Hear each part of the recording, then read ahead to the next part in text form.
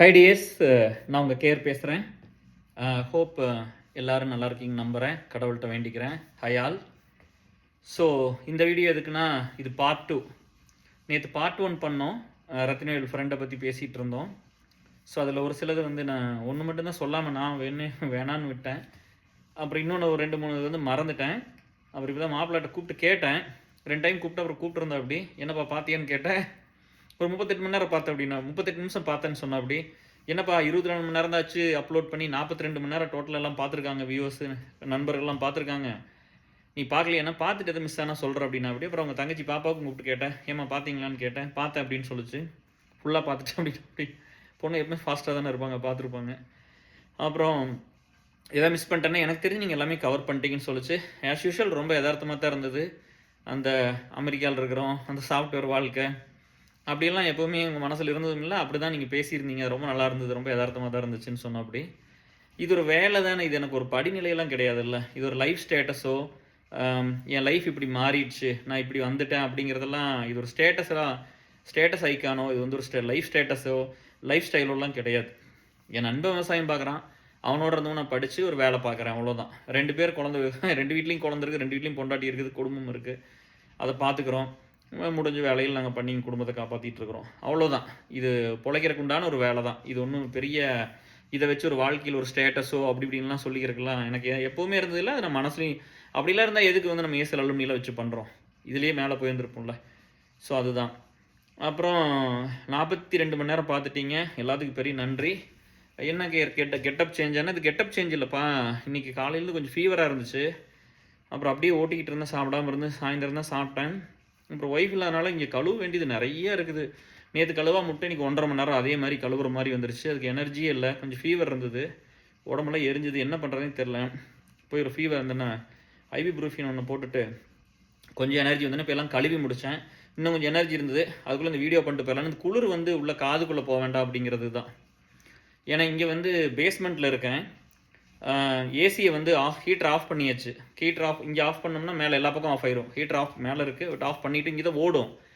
இங்கே வந்து கொஞ்ச நேரம் வீடியோ ஆரம்பிச்சு ஒரு 10 நிமிஷம் பேசியிருப்பேன். இதுக்கு முன்னாடி ஒரு வீடியோ ஒன்று பேசினேன். 10 நிமிஷம் 5 நிமிஷம் 5 நிமிஷம் டு 10 நிமிஷம் 5 நிமிஷம் இருக்கும்னு நினைக்கிறேன். 5-6 நிமிஷத்துக்கு மேலேயே இருக்கும். பார்த்தா அந்த வாட்டர் ஃபில்டர் ஓட ஆரம்பிச்சிருச்சு. அப்புறம் உங்களுக்கு டிஸ்டர்பன்ஸாக இருக்குன்னு ஆஃப் பண்ணிவிட்டு அப்புறம் அது முடிகிற வரைக்கும் வெயிட் பண்ணிட்டு இப்போ தான் ஸ்டார்ட் பண்ணுறேன். ஸோ இதான் அந்த செகண்ட் பார்ட்டு. அதில் ஒரு ஃப்ரெண்டு தான் ஃபுல்லாக பார்த்துருக்காங்க. அவங்க வெடி காலையிலே கூப்பிட்டாங்க, நான் காஃபி குடிச்சிட்டே பேசினேன். எனக்கு ஒன்றும் புரியல, நீங்கள் கடிச்சிச்சிட்டிங்களா, அவர் எப்படி என்னை மன்னிச்சு இப்படி ஏற்றுக்கிட்டார் அப்படிங்கும்போது அதை சொல்ல வேண்டாம்னு தான் பார்த்தேன். நான் கடிச்சதாக இருக்கிறது உண்மை தானே, அது இப்படி நடந்தாலும் அவனுக்கு பாதிச்சிருக்குல்ல, அதனால அது ஏற்றுக்கிட்டோம், அப்பாலஜைஸ் பண்ணிட்டோம், மன்னிப்பு கேட்டுட்டோம், அவ்வளோதானே. தெரியாமல் பண்ணிட்டேன்னு சொல்லியாச்சுல்ல. பட் அது எப்படி நடந்ததுன்னா, அந்த ஈவெண்ட்டு முடிஞ்சோடனே எங்கள் ஊர் பஸ் ஸ்டாப்பில் வந்து ஒரு பூவரச மரம் இருக்குது. அங்கே நாங்கள் பசங்க எல்லாருமே வந்து பிள்ளைங்க எல்லோரும் ஒன்றா விளையாண்டுட்டு இருப்போம். அப்போ எங்கள் ஃப்ரெண்டு தேவின்னு ஒரு பொண்ணு வந்து விளையாண்டுருக்கும்போது ஏதோ சண்டை வருமில்ல, விளையாண்டுருக்கும்போது சின்ன பசங்க தானே, கேங்கு அப்படிலாம் பிரிஞ்சு எல்லாம் கதிர் எல்லாமே தான் விளையாண்டுருந்தோம். பிடிச்சி தள்ளி விட்டுருச்சு, கீழே தள்ளி விட்டு அந்த பூவரச மரம் மேலே இருக்குது. இங்கே துக்கையம்மன் கோயில் இருக்குது, அங்கே கீழே கல் வந்து அந்த அந்த இதை கட்டுறக்கு வந்து இப்போ அந்த பாலம் கட்டுறக்கு ஏதோ வந்து கல்லை வந்து அப்போல்லாம் பள்ளமாக தான் இருந்தது, ஏதோ கட்டுற கல்லை வந்து கருங்கல்ல உடச்சி கீழே போட்டிருந்தாங்க. மரம் வந்து எல்லாருமே ஏறி போயிடலாம், அப்படி தான் குழந்தை ஏறி போகிற மாதிரி தான். பெரிய 2 மரம் நல்லா ஜாயின் ஆகி நல்லாயிருக்கும். தள்ளி விட்டோன்னே கீழே விழுந்து இந்த இடத்துல சென்டரில் வந்து நல்லா ஒரு 10 பீஸ் அவாட்டா அடிச்சு மண்டை உடஞ்சி போச்சு. மண்டை உடஞ்சி அழுக ஆரம்பிச்சிட்டேன், கீழே விழுந்துட்டேன் தள்ளி விட்டோன்னே. அப்புறம் அதே மாதிரி தான் வீட்டுக்கு தெரியாமல் மறைச்சு ஆத்தாட்டம்னு சொல்லி யார்ட்டும் சொல்லிடாதின்னு சொல்லி அதுக்கு பத்தெல்லாம் போட்டு இதெல்லாம் பண்ணி வச்சு விட்டுருந்தாங்க. அது இன்னும் அந்த இடத்துல சொட்டாக இருக்கும், ரவுண்டாக இருக்குது, பின்னாடி முடி இருக்காது, நல்லா லென்த்தாக இருக்கு, நல்லா தெரியறதில்ல. இன்னுமே அந்த இடத்துல இவ்வளோ பெருசாக வந்து ரவுண்டாக வந்து முடி இருக்காது அந்த இடத்துல. நல்லா தெரியும், மொட்டையில் அடித்தா நல்லாவே தெரியும், அப்படி தான் இருக்கும். இந்த அளவுக்கு அது இருக்கும், இப்போ இந்த ஷேப்பாக அது இருக்கும், இப்படி இருக்கும். அப்புறம் அப்படியே இருந்துகிட்டு இருந்தேன். அப்புறம் அப்புறம் போனோடனே என்ன ஆயிடுச்சு அப்படின்னா வலிக்க ஆரம்பிச்சிருச்சு. ஒரு 2-3 நாள் அப்படியே ஓட்டிட்டேன் வீட்டுக்கெல்லாம் சொல்லாமல். அப்புறம் அங்கே போனோடனே அப்புறம் அப்பா வந்து அப்புறம் வலிக்குதுன்னு ஒரு மாதிரி வந்து அப்படியே இந்த முடியெல்லாம் ஒட்டுறது பிடிக்கிறது, அந்த தலை சீவரத்தில் எங்கள் அம்மா தலை சீவனை விடாமல் நம்மளே சீவுறது அப்படிலாம் பண்ணிக்கிட்டு இருந்தேன். அப்புறம் கண்டுபிடிச்சி ஏதாவது திருட்டுத்தனம் பண்ணுறான் வந்து என்னென்னு பாருங்கன்னு சொன்னாங்க. வந்து பார்த்து ஓங்கி ஒரு அரைஞ்சார். என்னடான்னு கேட்டார், என்னடா ஆச்சு தலையில் அப்படின்னு கேட்டார். ஏதோ தலை ஒரு மாதிரி இருக்குது, என்னென்னு பாருங்கள். எனக்கு ஏதோ இந்த மாதிரி எங்கள் ஆத்தா மஞ்சளில் 10 போட்டு விட்டுருந்தது. அப்புறம் வந்து நான் சொன்னேன், இந்த மாதிரி வந்து விளையாண்டு இருந்து தள்ளி விட்டாங்க அப்படின்னு. அப்புறம் அவர் எப்பவும் போல தான், அவரும் போய் அதெல்லாம் கேட்கவே மாட்டார். அவர் ஃப்ரெண்ட்ஸ்னால் அப்புறம் இந்த வலியோடவே ஸ்கூலுக்கு அப்புறம் ஆஸ்பத்திரி கூட்டிகிட்டு போனாங்க. அப்புறம் ஆஸ்பத்திரி கூட்டிகிட்டு போய் பார்த்தா கொஞ்சம் இன்ஃபெக்ஷன் ஆயிடுச்சு அது. அப்புறம் இன்னும் நல்ல தழும்பாகவே இருக்குது, பெரிய புண்ணு அது. நல்ல வேளை உள்ளே போகல அப்படின்னு சொல்லிட்டு அப்புறம் ஒரு வாரம் என்னமோ ஆஸ்பத்திரி போயிட்டு இருந்தேன். கவிதாஸ்பத்திரி போவோம் அப்போல்லாம், கூட்டிகிட்டு போனாங்க. அப்புறம் அது வந்து இவனுக்கு தெரியும். அப்புறம் இவங்க அப்புறம் நம்ம ஸ்கூலுக்கு போனால் அப்புறம் வலிக்குன்னு சொல்லுவோம்ல, ஒரே கிளாஸில் தான் இருந்தோம். அப்புறம் வந்து பார்த்தான். அப்புறம் பார்த்தோன்னே அப்புறம் ஆஸ்பத்திரிலாம் போகலையா அப்படின்னு சொல்லி வந்து கேட்டான். அவன் செந்தில்நாதனோட ரொம்ப க்ளோஸாக இருப்பான். கூட்டுப்பள்ளியிலேருந்து செந்தில்நாதன் ஒரு நண்பர் வந்தார். அவங்க அப்பா வந்து எஸ்பிஐ பேங்க்கில் எதுவும் மேனேஜராக நம்ம இருந்தாங்க. நல்ல பையன், நல்லா படிப்பான். யூகேல எதாவது செட்டில் ஆகிட்டான்னு நினைக்கிறேன். நம்ம அலுமினிக்கு கூட அந்த இது கட்டும்போது நம்ம அந்த கோவிடுக்கு ரூம் கட்டி கொடுத்தோம்ல கவர்மெண்ட் ஜிஹெச்சுக்கு தாராபுரத்தில் 10,000 கொடுத்தா அப்படி. மாப்பிள்ள இது என்னோட கான்ட்ரிபியூஷன் சொல்லி கொடுத்தா அப்படி. ரூம் கட்டி கொடுறா அப்படின்னு சொல்லி கொடுத்தா அப்படி. அப்புறம் அப்போ வந்து அவனுக்கு தெரியும், நான் போய் சொல்லலை எங்கள் வீட்டில் அப்படின்னு தெரியும். இது ஒரு மனமாற்றம் அவனுக்கு. சரி அதையும் தானே சொல்லாமல் இருக்கிறான் அப்படின்னு சொல்லி அவனுக்கு கொஞ்சம் கொஞ்சமாக தானே சேஞ்ச் ஆகும். சும்மா எப்படி வந்து ஒத்துக்குவாங்க. அப்படி இன்னொன்று வந்து என்னென்னா, எங்கள் அப்பச்சி ஆத்தாலாம் வந்து எங்கள் வீட்டுக்கு வந்தாங்க நான் பார்க்குறக்கு சிலாம்பலத்துக்கு. அப்போ எங்கள் அப்பா வந்து உள்ள விட மாட்டேன்ட்டார், வீட்டுக்குள்ளேயே விடல. அப்போ வந்து கனகு இருக்குது, இன்னொரு கனகு இருக்கான், சின்ன கனகு, நான் பெரிய கனகு. கனகு வீட்டுக்கு போய் வந்து அழுதுட்டு ட்ரெஸ் எல்லாம் கொடுத்துட்டு போனால் எங்கள் அப்பா தூக்கி வெளியே வீசிட்டார், எதையுமே எடுத்துக்கல. அப்புறம் அவங்க வந்து ஸ்கூலுக்கு வருவாங்க. அப்பச்சி ஆத்தா வந்து தெரியாமல் ஸ்கூலுக்கு வருவாங்க. வந்து வறுக்கி பிஸ்கட்டு என்னென்னமோ வாங்கிட்டு வருவாங்கப்பா. நிறையா வாங்கிட்டு வந்து எல்லாம் ஃபுல்லாக கொடுத்து சாப்பிடுவாங்க. ஹரிப்பிரியா மிஸ் தான் எங்களுக்கு ஸ்கூல் டீச்சரு, கிளாஸ் டீச்சர். அவங்ககிட்ட வந்து இந்த மாதிரி அம்மா இல்லை, இந்த பையனுக்கு இப்படி இருக்குது, இவ்வளோ கஷ்டம் அப்படி இப்படின்லாம் சொல்லி ஒரு சிம்பத்தி கிரியேட் பண்ணுவாங்க, அழுகுவாங்க. அப்போ எல்லாத்தையும் கொடுத்தாங்கன்னா நான் அப்போ என்ன பண்ணுவேன்னா, அது போகிறதுக்குள்ளே அந்த அம்மா அந்த மிஸ் என்னம்பாங்க, இந்த அலமாரியில் வச்சுட்டுப்பா, நாளைக்கு வந்து சாப்பிட்லாம் அப்படின்னு சொல்லுவாங்க பாதியை. நான் அதெல்லாம் வேணாங்க மிஸ்ன்னு சொல்லி அப்போவே அங்கே இருக்கிறவங்க எல்லா ஃப்ரெண்ட்ஸுக்கு எல்லாத்துக்கும் கொடுத்துட்றது, அங்கே வேலை செய்கிறவங்க எல்லாத்துக்கும் கொடுத்துட்றது, அப்படியே எல்லாம் அந்த மாதிரி இவன் நல்ல அந்த மாதிரி அந்த விஷயமெல்லாம் பார்த்தான். அப்புறம் அப்படியே கொஞ்சம் மன்னிச்சிட்றது தான். அப்படி தான் நடந்தது. வேறெல்லாம் இது நான் சொல்ல வேண்டான்னு பார்த்தேன். அப்போ என்னை கிரிட்டிசைஸ் பண்ணாங்கப்பா, இந்த பசங்க தள்ளி விட்டு போட்டு போய் ஒரு புள்ள தள்ளி விட்டு கீழே விழுந்துட்டான் பார் அப்படின்லாம் சொன்னாங்க. நம்ம அவ்வளோதான் ஸ்ட்ராங். அப்போல்லாம் ஒரு பொண்ணு தள்ளி விட்டால் கீழே விழுந்துருவோம். அப்படி தான் இருந்தோம். என்ன பண்ணுறது, அப்படி இருந்தால் அப்புறம் அவ்வளோதானே. அப்புறம் அதனால அது ஜஸ்டிஃபை பண்ண வேண்டாம்னு பார்த்தேன். நம்ம தப்பு பண்ணால் ஓகே பரவாயில்ல அப்படின்ட்டு. அப்புறம் இன்னொன்று என்னென்னா, ஒரு ஸ்வீட்டான விஷயம் என்னென்னா, இந்த காலேஜெல்லாம் படிக்கும்போது இந்த பஸ்ஸில் போயிட்டுருப்பேன். சரியா, அவன் ரொம்ப நல்ல காமெடி சென்ஸு, நல்லா பேசுவான் அப்படி. அப்புறம் பஸ்ஸில் போயிட்டு இருந்தோம். அவனுக்கு வந்து செகண்ட் இயர் படிக்கும்போது தேர்ட் இயரில் ஒரு பொண்ணு சீனியர், அவங்க வந்து தாராத்னு வருவாங்க, பேர் வேண்டாம், எனக்கு ஞாபகம் இருக்குது, அவனுக்கு இருக்கான்னு தெரில. அப்புறம் பஸ்ஸில் நின்று போயிட்டு இருப்போம். அப்புறம் அவன் சீனியர் பேசிட்டு வருவான் அப்படி. நம்மளுக்கு யாரையும் பெருசாக தெரியாதில்ல, நம்ம பஸ்ஸில் போகிறது ஒய்ஃபை பார்க்குறக்கு. பார்த்துட்டு நான் கோயம்புத்தூர் போயிடுவேன். முழுப்பேட்டில் இறங்கியும் நான் அப்படி கோயம்புத்தூர் போயிடுவேன். அப்புறம் இவங்க காலேஜ் போயிடுவாங்கல்ல, ஒய்ஃபெல்லாம் போகிற வழியிலே இறங்கிக்குவோம் அப்படி. பஸ் ஸ்டாண்டு கூட வர முடியும் அப்படி. நான் பஸ் ஸ்டாண்டு போய் அப்படி இறங்கி என்னை ஏற்றிட்டு போட்டு தான் போவோம் அப்படி. எப்போ போனாலும் போய் நான் கோயம்புத்தூர் பஸ் ஏற்றிட்டு போட்டு தான் திரும்ப கவர்மெண்ட் ஆர்ட்ஸ் போவோம் அப்படி. அப்புறம் நான் வந்த நாள் நேரமே வந்தேன்னா நேராக காலேஜ் இவங்க கவர்மெண்ட் ஆர்ட்ஸே போயிடுவேன். போய் மாப்பிள்ளை வந்தேன்னா அப்புறம் அவங்கள்ட்ட வந்து ஷார்ட் போட்டு அதுக்கப்புறம் சாயந்தரம் வந்து அம்சம் பார்த்துட்டு அப்புறம் அப்படியே ஊருக்கு வருவேன், இல்லாட்டி திரும்ப கோயம்புத்தூர் போயிடுவேன். இப்படியெல்லாம் பண்ணுவேன். இங்கே நிறைய பேர்த்துக்கு வந்து ஒரு விஷயம் புரியல. என்னென்னா, நான் நல்லபடியாக லைஃப்பில் வந்ததுக்கப்புறம் உனக்கு என்னப்பா நீ லவ் மேரேஜ் பண்ணிக்கிட்ட, உனக்கு என்னப்பா நீ நல்லா இருக்கிற அப்படின்லாம் சொன்னாங்கல்ல. அதுக்கு முன்னாடி அந்த பாதை வந்து எல்லோரும் அதை பார்க்கணும், அந்த ரூட்டை பார்க்கணும். கோயம்புத்தூர்லேருந்து கிளம்பி பெருநாயகமலையிலேருந்து கிளம்பி காந்திபுரம் வந்து அங்கேருந்து உக்கடத்துக்கு bus, Perunayakamalayam to Gandhipuram, Gandhipuram to Ukkadam ஒரு பஸ்ஸு, உக்கடம் டு பொள்ளாச்சிக்கணும், பொள்ளாச்சியிலேருந்து உடுமல்பேட்டைக்கணும், 4 பஸ்ஸு மாறி வந்து பார்த்துட்டு வீட்டுக்கு போனால் உதப்பாங்களே. ஏன்டா ஒரு தடவை வந்துட்டு போனால் 100 ரூபா கொடுத்துருவோம், பஸ்ஸுக்கே 48 ரூபா அன்றைக்கி சொன்னல, அந்த 48-50 ரூபா. அதனால் வீட்டுக்கு போக முடியாது. வந்து ஒரு 2 நிமிஷம் தான் அம்சம் பார்க்க முடியும். பார்த்துட்டு ஒரு டீயை குடிச்சிட்டு மாப்பிள்ளையோட திரும்ப கிளம்பி கோயம்புத்தூர் போயிடுவேன். அப்போ தான் வந்து எங்கள் ஹாஸ்டலில் எங்கள் கோயம்புத்தூரில் சொல்லுவாங்க, அடே உடுமல்பேட்டை கோயம்புத்தூருக்கு ஒரு மரியாதை இருக்குதுடா, நீ பாட்டில் போய் கிளம்பி போய் ஒரு டீயை குடிச்சு போட்டு திரும்ப வந்துடுறேன் அந்த பார்க்கறக்கு. அப்போ நம்ம அப்போது வந்து காலேஜில் லீவ் போடுவோம். அந்த மாதிரி நேரத்துக்கு லீவ் போடுற மாதிரிலாம் இருக்கும். அட்டெண்டன்ஸ் மார்க், அசைன்மெண்ட் மார்க்கெலாம் போயிடும். இவங்களை பார்த்துட்டு போனால் அப்படியே போயிடும், பார்க்க வரும்போது அப்படியே போயிடும். ஸோ அப்படி தான் இருக்கும். ஸோ அந்த மாதிரி அது சோசியல் ஒர்க்குக்கு போனாலும் போயிடும், இவங்களை பார்க்க வந்தாலும் போயிடும். ஸோ இப்படிலாம் இருந்துச்சு. அப்புறம் பஸ்ஸிலிங்க அந்த சீனியரோட நின்று பேசிகிட்டுலாம் போயிட்டு இருந்தாங்க. அப்புறம் நான் கம்முன்னு நின்றுருப்பேன். இதே மாதிரி தான் மணியில் போட்டிருப்பேன், இந்த டைட் சீட், இந்த மாதிரி ஒரு டிஷர்ட் தான். சரியா, கொஞ்சம் வயிறு இருக்குது, அப்புறம் நல்லா ஃபிட்டாக இருக்கும்ல, இப்படி கையை பிடிச்சி நின்றுட்டு இருந்தேன் பஸ்ஸில். அப்புறம் சீனியர் மாப்பிள்ளை பார்த்தீங்களா, ஆம்ஸ் பார்த்தீங்களா அப்படிங்கிறான். என்னன்னா வெக்கமாக போயிடுச்சு அப்படின்னு சொன்னோன்னே அவங்க வந்து சிரிக்கிறாங்க. ஆனால் ஆள் இருக்குதுங்க சீனியர் உனக்கு அப்படின்னு அதை வேற சொல்கிறான். இருறா கம்முனுறா அப்படின்னு சொல்லிட்டு அந்த மாதிரி அதெல்லாம் ஒரு குட் மெமரிஸ் அவன் பண்ணினதெல்லாம். அப்புறம் நம்ம இப்போ கூட போனாலே நல்லா சாப்பிட வச்சு பார்த்துக்கோ அப்படி, நல்லா சாப்பிட சொல்லி அதெல்லாம் ரொம்ப நல்லா கவனிப்பா அப்படி. நேற்று சொன்னது வந்து என்னென்னா, நம்ம வீட்டில் வந்து என்ன இருக்குது என்ன இல்லைங்கிறதெல்லாம் பிரச்சனை இல்லை. நம்ம மேக்கல் தோட்டம் வருவோம் அப்படி, நம்ம தோட்டத்துக்கு வருவோம் அப்படி வந்ததுன்னா, அம்மா சாப்பிட்ற மிஸ் சாப்பிட்டு போகலாம் அப்படின்னா, சரிங்கக்கா அப்படின்னு சொல்லிட்டு உட்காந்து அவங்க என்ன இருக்குதோ கொடுத்தா சாப்பிட்டு கம்முன்னு போயிடுவோம் அப்படி. அந்த நம்ம கஷ்டமாக இருக்கிற டைம்லாம் வரும் அப்படி இல்லை, நம்ம வந்து என்னடா இவன் இப்போ வந்துட்டானே அப்படின்னு நான் நினப்பேன், ஒன்றுமே இல்லையே பெருசாக அப்படின்னா என்ன இருந்தாலும் கம்முன்னு ஸ்டார்ட் போட்டு அவன் பாட்டில் போவோம் அப்படி. அதெல்லாம் வந்து ரொம்ப எனக்கு பிடிக்கும். ஸோ அப்படிலாம் இருந்தால் அப்படி. அந்த தோட்டம் வந்து அவங்க மாமா தோட்டத்தை வாங்கலான்னு எவ்வளோ, அது மாமா அவங்கெல்லாம் அவங்க பங்காளிகள்லாம் பேசி வாங்கி தரேன்னு சொன்னாங்க. அப்புறம் அவங்க கண்ட்ரோலில் விட்டுருந்தோம். அப்போ இந்த இடையில இருக்கிறவங்க அதை இதையும் பேசி ஏதோ கொஞ்சம் மன கஷ்டம், விற்கிறவங்ககிட்ட போய் அதை அவன் அவ்வளோக்கு போகாது இவ்வளோக்கு போகாது அப்படிலாம் சொன்னதுனால கொஞ்சம் மன கஷ்டம் வந்துருச்சு. ஏன்னா அவங்க பொண்ணு நம்ம சிஸ்டர் வந்து நம்ம ஏசல் குரூப்பில் தான் இருக்கிறாங்க. அவங்ககிட்ட சொல்லியிருந்தால் போதும், மாப்பிள்ளோட்ட சொல்லியிருந்தால் போதும்.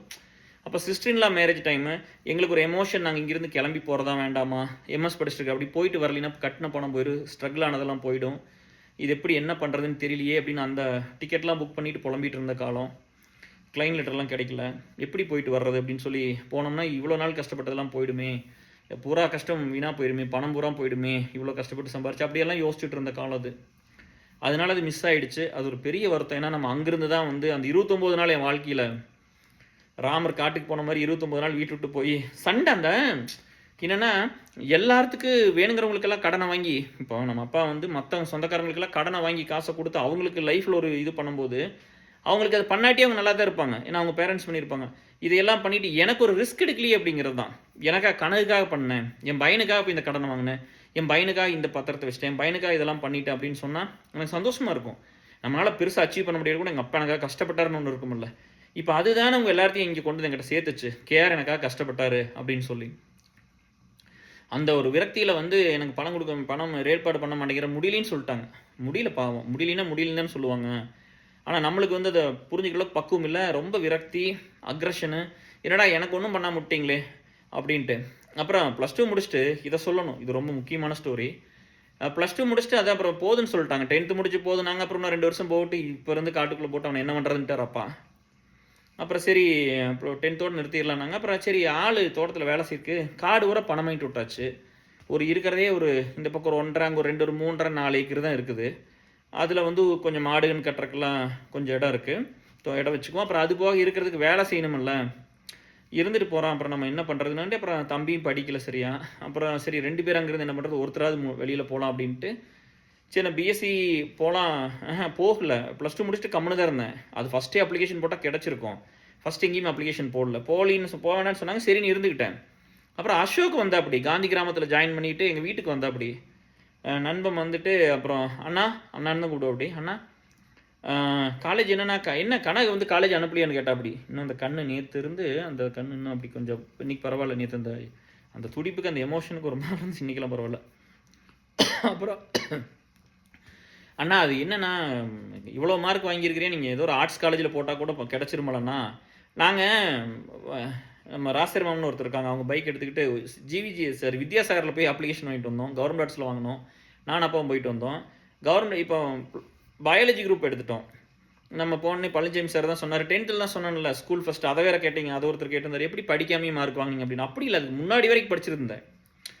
அதுதான் சொல்கிறேன், ஒரு சப்ஜெக்ட் நம்ம அவ்வளோ லவ் பண்ணி படித்தோம்னா நம்ம எக்ஸாம் முன்னாடியெலாம் படிக்க வேண்டியதில்லை. நம்ம முன்னாடியே அவ்வளோ ப்ரிப்பேர்டு, அவ்வளோ நம்மளுக்கு தெரியாது இல்லை, நம்ம அப்போ எல்லா டெஸ்ட் அப்படி எழுதியிருக்கிறோம், அவ்வளோ சின்சியராக படிச்சிருக்கிறோம். அப்படிங்கும்போது அந்த ஃபைனல் எக்ஸாம் அன்னைக்கு ஒரு நாள் படிக்காமல் இருந்தால் கூட நம்மளால் அது வந்து கோப்பப் பண்ணி எல்லாம் எழுத முடிஞ்சிருந்தது. அப்போ எவ்வளோ ப்ராக்டிஸ் பண்ணியிருப்போம் ஸ்கூலில். அப்படி தான் இருந்துச்சு, வேறெல்லாம் ஒன்றும் இல்லை, மேஜிக்கெல்லாம் கிடையாது. அது முதலே வெல் ப்ரிப்பேர்டு தான். நம்ம ஃபேவரட் சப்ஜெக்ட்னா அப்படி தான் இருப்போம். நம்ம ஏன் ஃபேவரட் சப்ஜெக்ட் கேட்டால் நீங்களாம் சிரிச்சிருவீங்க. Biology, Hindi, history, geography, Tamil, இதுதான் என்னோடய ஃபேவரட் சப்ஜெக்ட்டு. இது 8th ஹிந்தி ஸ்டாப் பண்ணிட்டாங்க ஸ்கூலில், அதுக்கு மேலே கிடையாது. 10th ஹிஸ்ட்ரி, ஜியாகிரஃபி இல்லை. அப்புறம் தமிழ் மட்டும்தான் இருந்துச்சு. ஒன்றை வச்சு தான் அது இந்த 4 சப்ஜெக்ட் வந்தால் எனக்கு ரேங்க் உள்ள டாப்புக்கு போயிடும். பட் இந்த 4 சப்ஜெக்ட் ஒவ்வொன்றும் கட் ஆகிட்டு வரும்போது அடி வாங்கிட்டே இருப்பேன். அப்படி தான் இருந்தேன், அதாவது குறைஞ்சிக்கிட்டே வரும், அப்படி தான் இருந்தது. ஸோ இப்படி தான் டிஎஸ் எல்லாமே. இப்படி தான் இந்த வாட்டர் ஃபில்டர் மறுபடியும் ஏதோ ஒரு சின்னதோ ப்ராப்ளம் பண்ணுதுன்னு நினைக்கிறேன். சரி நம்ம அப்படியே வந்து மேலே போயிடலாம். இது மறுபடியும் ஏதோ உங்களுக்கு வந்து சவுண்டாக இருக்குது, ஏதோ ஓடிட்டு இருக்குது, வாட்டர் ஃபில்டர் ஓடிட்டு இருக்குது. அப்புறம் உங்களுக்கு வந்து அது டிஸ்டர்பன்ஸாக இருக்கும். அப்படி மேலே பேஸ்மெண்ட்டுக்கு ரூமுக்கு போயிட்டோம்னா கொஞ்சம் ஈஸியாக இருக்கு. இல்லாட்டி இந்த சத்தத்தில் நான் பேசுகிறது ஒன்றும் உங்களுக்கு கேட்காம போயிடும். சாரி டியர்ஸ், கொஞ்சம் பொறுத்துக்குங்க. அப்படியே போயிடலாம். இந்த சத்தத்தில் அப்புறம் என்ன பேசுகிறோம்னு கேட்காது, இல்லை நல்லா இருக்காது. ஸோ ஒரு நிமிஷத்தில் மேலே போய் அங்கே போய் வந்துட்டோம்னா ஒன்றும் பிரச்சனை இருக்காது.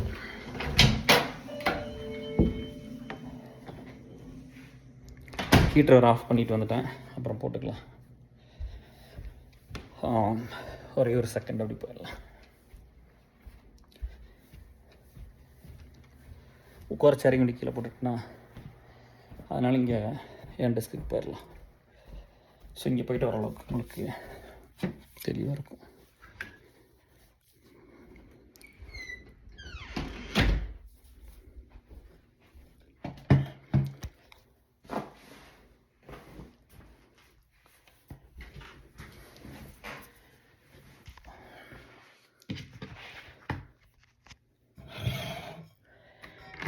இன்றைக்கெல்லாம் அந்த ஸ்டெப் ஏறிட்டேன், இதை பிடிச்சிட்டேன். அன்றைக்கெல்லாம் அந்த கொஞ்சம் ஃபிட்டாக இல்லையில்ல, நம்ம இன்னும் வந்து எக்ஸசைஸ் எல்லாம் பண்ணுறதில்ல டிஎஸ். அதெல்லாம் கொஞ்சம் பண்ணணும், பண்ணிவிட்டு எல்லாமே சரியாயிடும். ஸோ இது வந்து ஓகேவாக இருக்கும்னு நம்புகிறேன், நீங்கள் பார்க்குற மாதிரிலாம்.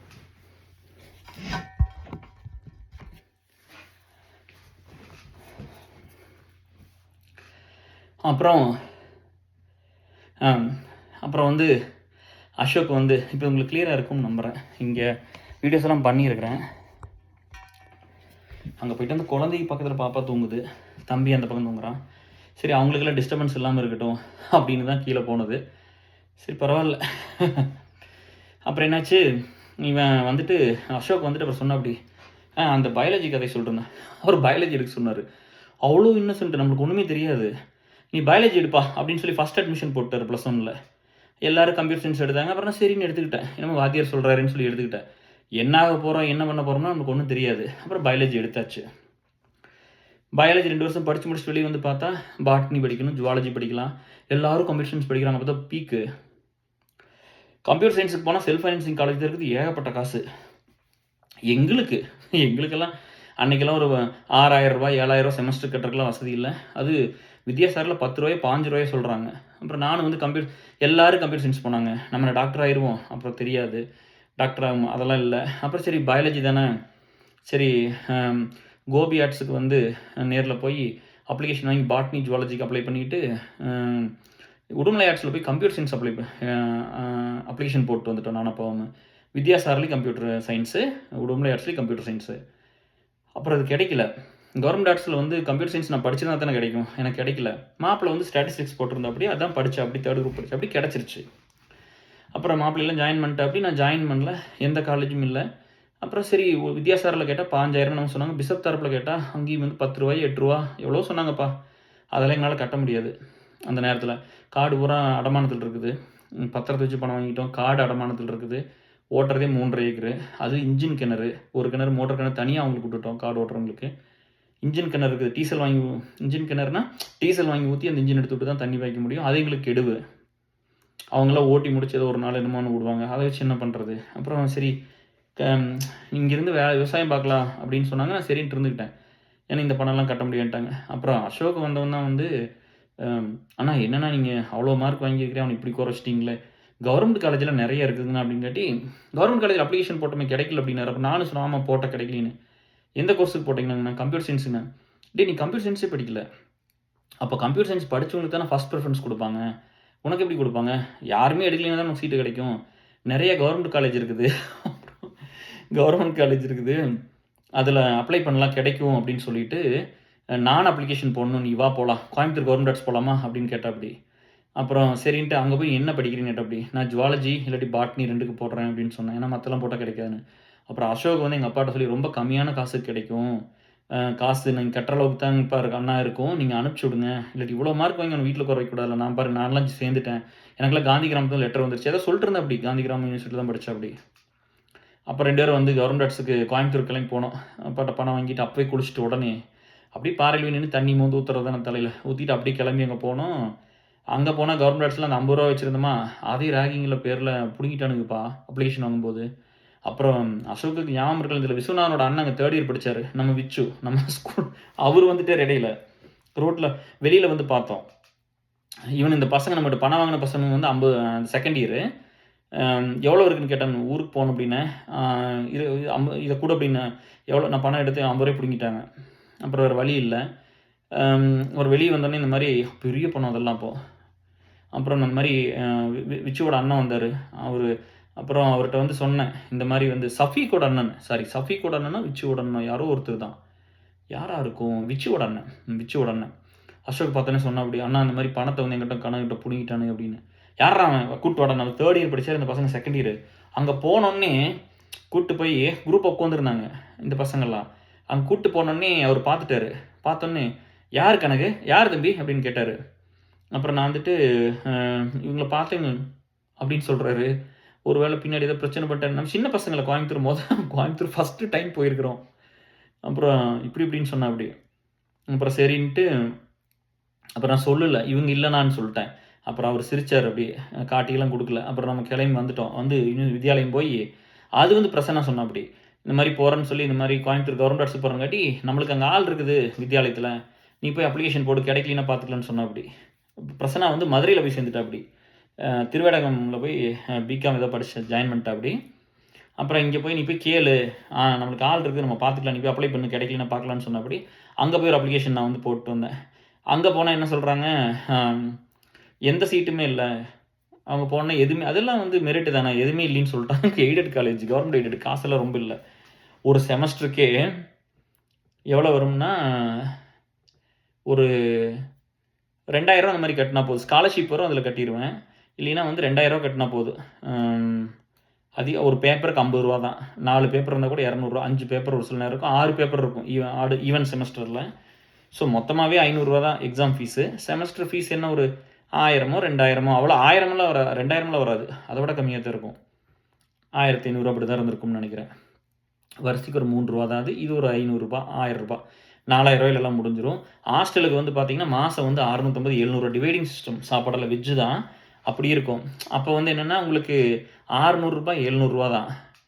ஸோ ஈஸியாக இருக்கும், அதெல்லாம் ஓரளவுக்கு மேனேஜ், கஷ்டப்பட்டு தான் கட்டினாங்க. அப்போ அங்கே போய் என்ன பண்ணேன், அங்கே போய் கேட்டோடனே எனக்கு, நான் ஃபிசிக்ஸ்லாம் +2 மார்க் கம்மி. அது நம்மளுக்கு அப்போ என்னென்னா, எனக்கு அப்போ தெரியாது. இப்போ எப்படின்னா, நம்ம காலேஜ் வந்து 2nd இயரில் தாங்க, ஃபஸ்ட் செம்மில் தான், கடைசியில் தான் பிக்கப் பண்ணுறேன். எப்படின்னா எனக்கு வந்து தெரியாது. இப்போ நைட்டு படிச்சுட்டு நம்மளுக்கு காலையில் எழுந்திரிச்சு மாடெல்லாம் பிடிச்சி கட்டணும். ஏன்னா பால் பணத்தை வச்சு தானே ஓட்டிக்கிட்டு இருந்தோம். அந்த ஒரு 3.5 ஏக்கருக்குள்ளே மாடு வச்சு தான் ஓட்டிகிட்டு இருந்தோம். வேறு என்ன வருமானம் இல்லையில்ல, குடும்பம் நடத்துறது எப்படி நடத்துவாங்க.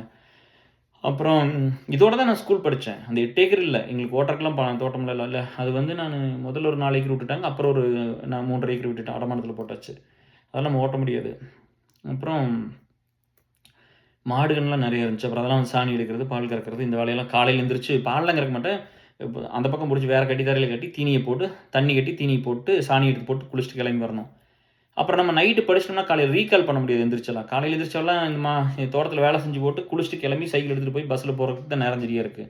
அப்போ ரீகாலே பண்ண மாட்டேன், நைட்டு படிக்கிறத வச்சு தான். அப்போ ஸ்கூல் பூரா அப்படி தான் இருந்துச்சு. எனக்கு ரீகால் பண்ணோன்னே தெரியாது, எனக்கு நேரம் இருக்காது, யாருமே சொன்னதில்லை. நைட்டு படிக்கிறத காலையில் ரீகால் பண்ணணும் எனக்கு தெரியாதுப்பா, அப்படி தான் எழுதுவேன். அப்புறம் இன்னொன்று வந்து என்ன தெரியாதுன்னா, எழுதி முடிச்சுட்டு ரிவைஸ் அதாவது தெரியாத கொஸ்டினை அட்டன் பண்ணி வைக்கணும்னு அதுவும் தெரியாது ஸ்கூலில் படிக்கும் போதெல்லாம். எங்கள் ஜென்ரேஷனில் அப்படி தான் இருந்தது, அது நான்லாம் அப்படி தான் இருந்தேன். இது தெரியாத அட்டம் பண்ணி வைக்கலாம்.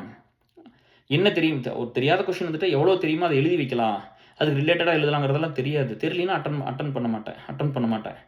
அப்புறம் அப்போல்லாம் பார்த்தீங்கன்னா கம்மியான அடிஷனல் பேப்பர் நான் தான் வாங்குவேன் கிளாஸ்லேயே. ரொம்ப குறைவான அடிஷனல் பேப்பர் எல்லாம் நிறைய வாங்கி எழுதுவேன், எனக்கு தெரியலன்னு எழுத மாட்டேன். இவ்வளோ ரொம்ப அடிஷனல் சீட்டே இருக்காது. ஒரு சில இதெல்லாம் தூக்கி மூஞ்சி எழுதிவாங்க டீச்சரில். ஒரு சில நேரம் அப்படி நம்ம கெமிஸ்ட்ரியில் அப்படி தான் நடந்திருக்குது. ஒரு டைமு 1 2 அப்படி தான் வாங்கியிருப்பேன், நிறையெல்லாம் வாங்கிலாம் எழுத மாட்டேன். காலேஜ் போய் ஃபஸ்ட்டு செம்மில் பிக்கப் பண்ணிக்கிட்டேன்ல. அப்புறம் சீனியர்ஸ் எல்லாம் பார்க்கும்போது பசங்க ஃப்ரெண்ட்ஸ் வந்து நம்ம ரூம்மேட்ஸ் எல்லாம் வந்து ரிவைஸ் பண்ணுவாங்க. அப்போ தான் எனக்கு தெரிஞ்சுது, இது என்னப்பான்னு கேட்டேன். ரிவைஸ் பண்ணணும்னு சொன்னாங்க. அதுக்கப்புறம் தான் வந்து காலையில் எழுந்திரிச்சு வந்து ரிவைஸ் பண்ணி அப்புறம் சூப்பராக பிக்கப் பண்ணிக்கிட்டேன். அப்புறம் ஈஸியாக இருந்தது போய் எழுதுறதுலாம், மறக்கிறதுலாம். அதுக்கப்புறம் தான் வந்து தெரியாத கொஸ்டின்லாம் அட்டன் பண்ண சொன்னாங்க. அதுக்கப்புறம் எழுதி எம்சிஎல்லாம் போகும்போது கத்த எழுதி போட்டு வந்துடுவேன். அப்படி தான் இருந்துச்சு. ஸோ இப்படி தான் வந்து காலேஜில் சீட் கிடச்சி. இதுக்கு வந்து நான் அசோகுக்கு தான் பெரிய நன்றி சொல்லணும். அப்புறம் வந்து டைட்டானிக் படம் பார்த்துட்டு வந்தேன். பணத்தை வந்து பிடிக்கிட்டாங்கன்னா மனசு கஷ்டமாயிருச்சு. என்கிட்ட தான் பிடிக்கிட்டாங்க. அப்புறம் அசோக் வந்து அந்த பணம் வச்சிருந்தா அப்படி சரி விடு புடுங்கினா இதையும் பிடிக்கிட்டு பண்ணலாம். அவன் தான் டிக்கெட் எடுத்தான். போய் டைட்டானிக் மாருதி தியேட்டரில் போய் படம் பார்த்துட்டு பாருங்க இப்போ காலேஜ் போகிற கோயம்புத்தூர் முதல்ல வந்துட்டோம். ஏன் மாப்பிள்ள மச்சி இதெல்லாம் விட்டுறக்கூடாதுல்ல இந்த மெமரியெல்லாம் அப்படின்னு சொல்லிட்டு 2 பேரும் போய் மாருதி தியேட்டரில் டைட்டானிக் படம் பார்த்துட்டு கிளம்பி வந்துட்டோம். அப்புறம் எங்கேயுமே வரலைங்க. கால் ஃபார் எதுவும் வரல. அப்புறம் வந்து இவங்க எல்லாரும் ஜாயின் பண்ணிட்டாங்க. 3 மாதம் கழிச்சு வெயிட்டிங் லிஸ்ட்டில் இருந்துச்சு. ஃபிசிக்ஸுக்கு வந்துச்சு. அது ஒன்று தான் போட சொன்னாங்க. அங்கே நான் போய் ஆஃபீஸ் ரூமில் கேட்டோன்னே எதுக்குமே இல்லை. வெயிட்டிங் லிஸ்ட்லேயே எவ்வளோ பேர் இருக்காங்க. அப்போ சொன்னாங்க நீ ஃபிசிக்ஸ் மட்டும் போடு அப்படின்னாங்க. சரின்னு ஃபிசிக்ஸ் மட்டும் போட்டு அப்ளை பண்ணிட்டு வந்தேன். அப்புறம் அங்கே தான் போய் அது படித்தேன். ஸோ அது வந்து அசோக்குக்கு தான் அந்த கிரெடிட் போகும். அசோக் மட்டும் நீ தோட்டத்தில் வந்து சொல்லினா எங்களுக்கு அது தெரிஞ்சிருக்காது. என்ன நடந்திருக்குன்னு தெரியாது.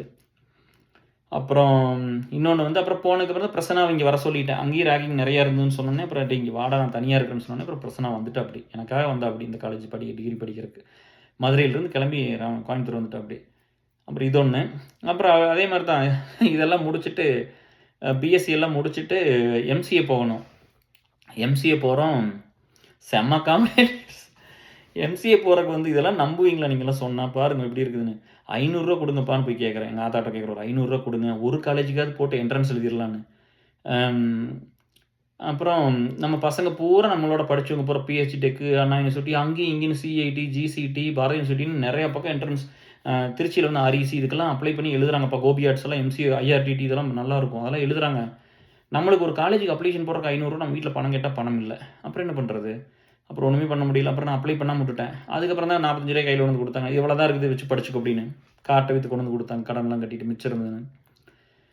அப்புறம் அதை எடுத்துகிட்டு போய் தான் அப்புறம் எம்சிஏ சேர்ந்தேன். அந்த டைம் அப்படி தான் வந்து போய் அதான் சொன்னேன் நீ பணத்தை போன பாட்டில் சொன்னல பணத்தை கொடுத்து அந்த பணம் போயிடுச்சு. அப்புறம் எங்கே போகிறதுன்னு தெரியல. அப்புறம் பிராணிஸ் தான் கூப்பிட்டு நேர் மெமரியல் போடா நான் அங்கே தான் அப்ளை பண்ணிக்கிறேன் உனக்கு கிடைக்கும் அப்படின்னு அப்படி. அப்போ இங்கேருந்து உடனே கார் எடுத்துக்கிட்டு தலைவர் கார் ஒன்று எடுத்துக்கிட்டு மாமனை கூட்டிகிட்டு அப்பாவை கூப்பிட்டு அப்படி கிளம்பிட்டோம். சரி இங்கே தான் பிசப் கீப்பரில் கிடைக்கல. சரி இங்கேயாவது போகலான்ட்டு போய் அங்கே போய் அப்ளிகேஷன் போட்டால் அவர் சொல்கிறார் நேற்று வந்து தான் உங்களுக்கு கிடச்சிருக்கும் சீட்டு வந்து ஃபில் ஆயிடுச்சு அப்படின்ட்டு அப்படி எல்லாம் சரி எது கொடுத்துட்டு போனார். அப்புறம் அங்கே போய் ஞாபகம் இருக்குது ப்ளூ கலர் ஜீனு ஒரு ஒயிட்டில் ப்ளூ கலரில் அந்த ஸ்போர்ட்ஸ் டிஷர்ட் பெருசாக இருக்கும்.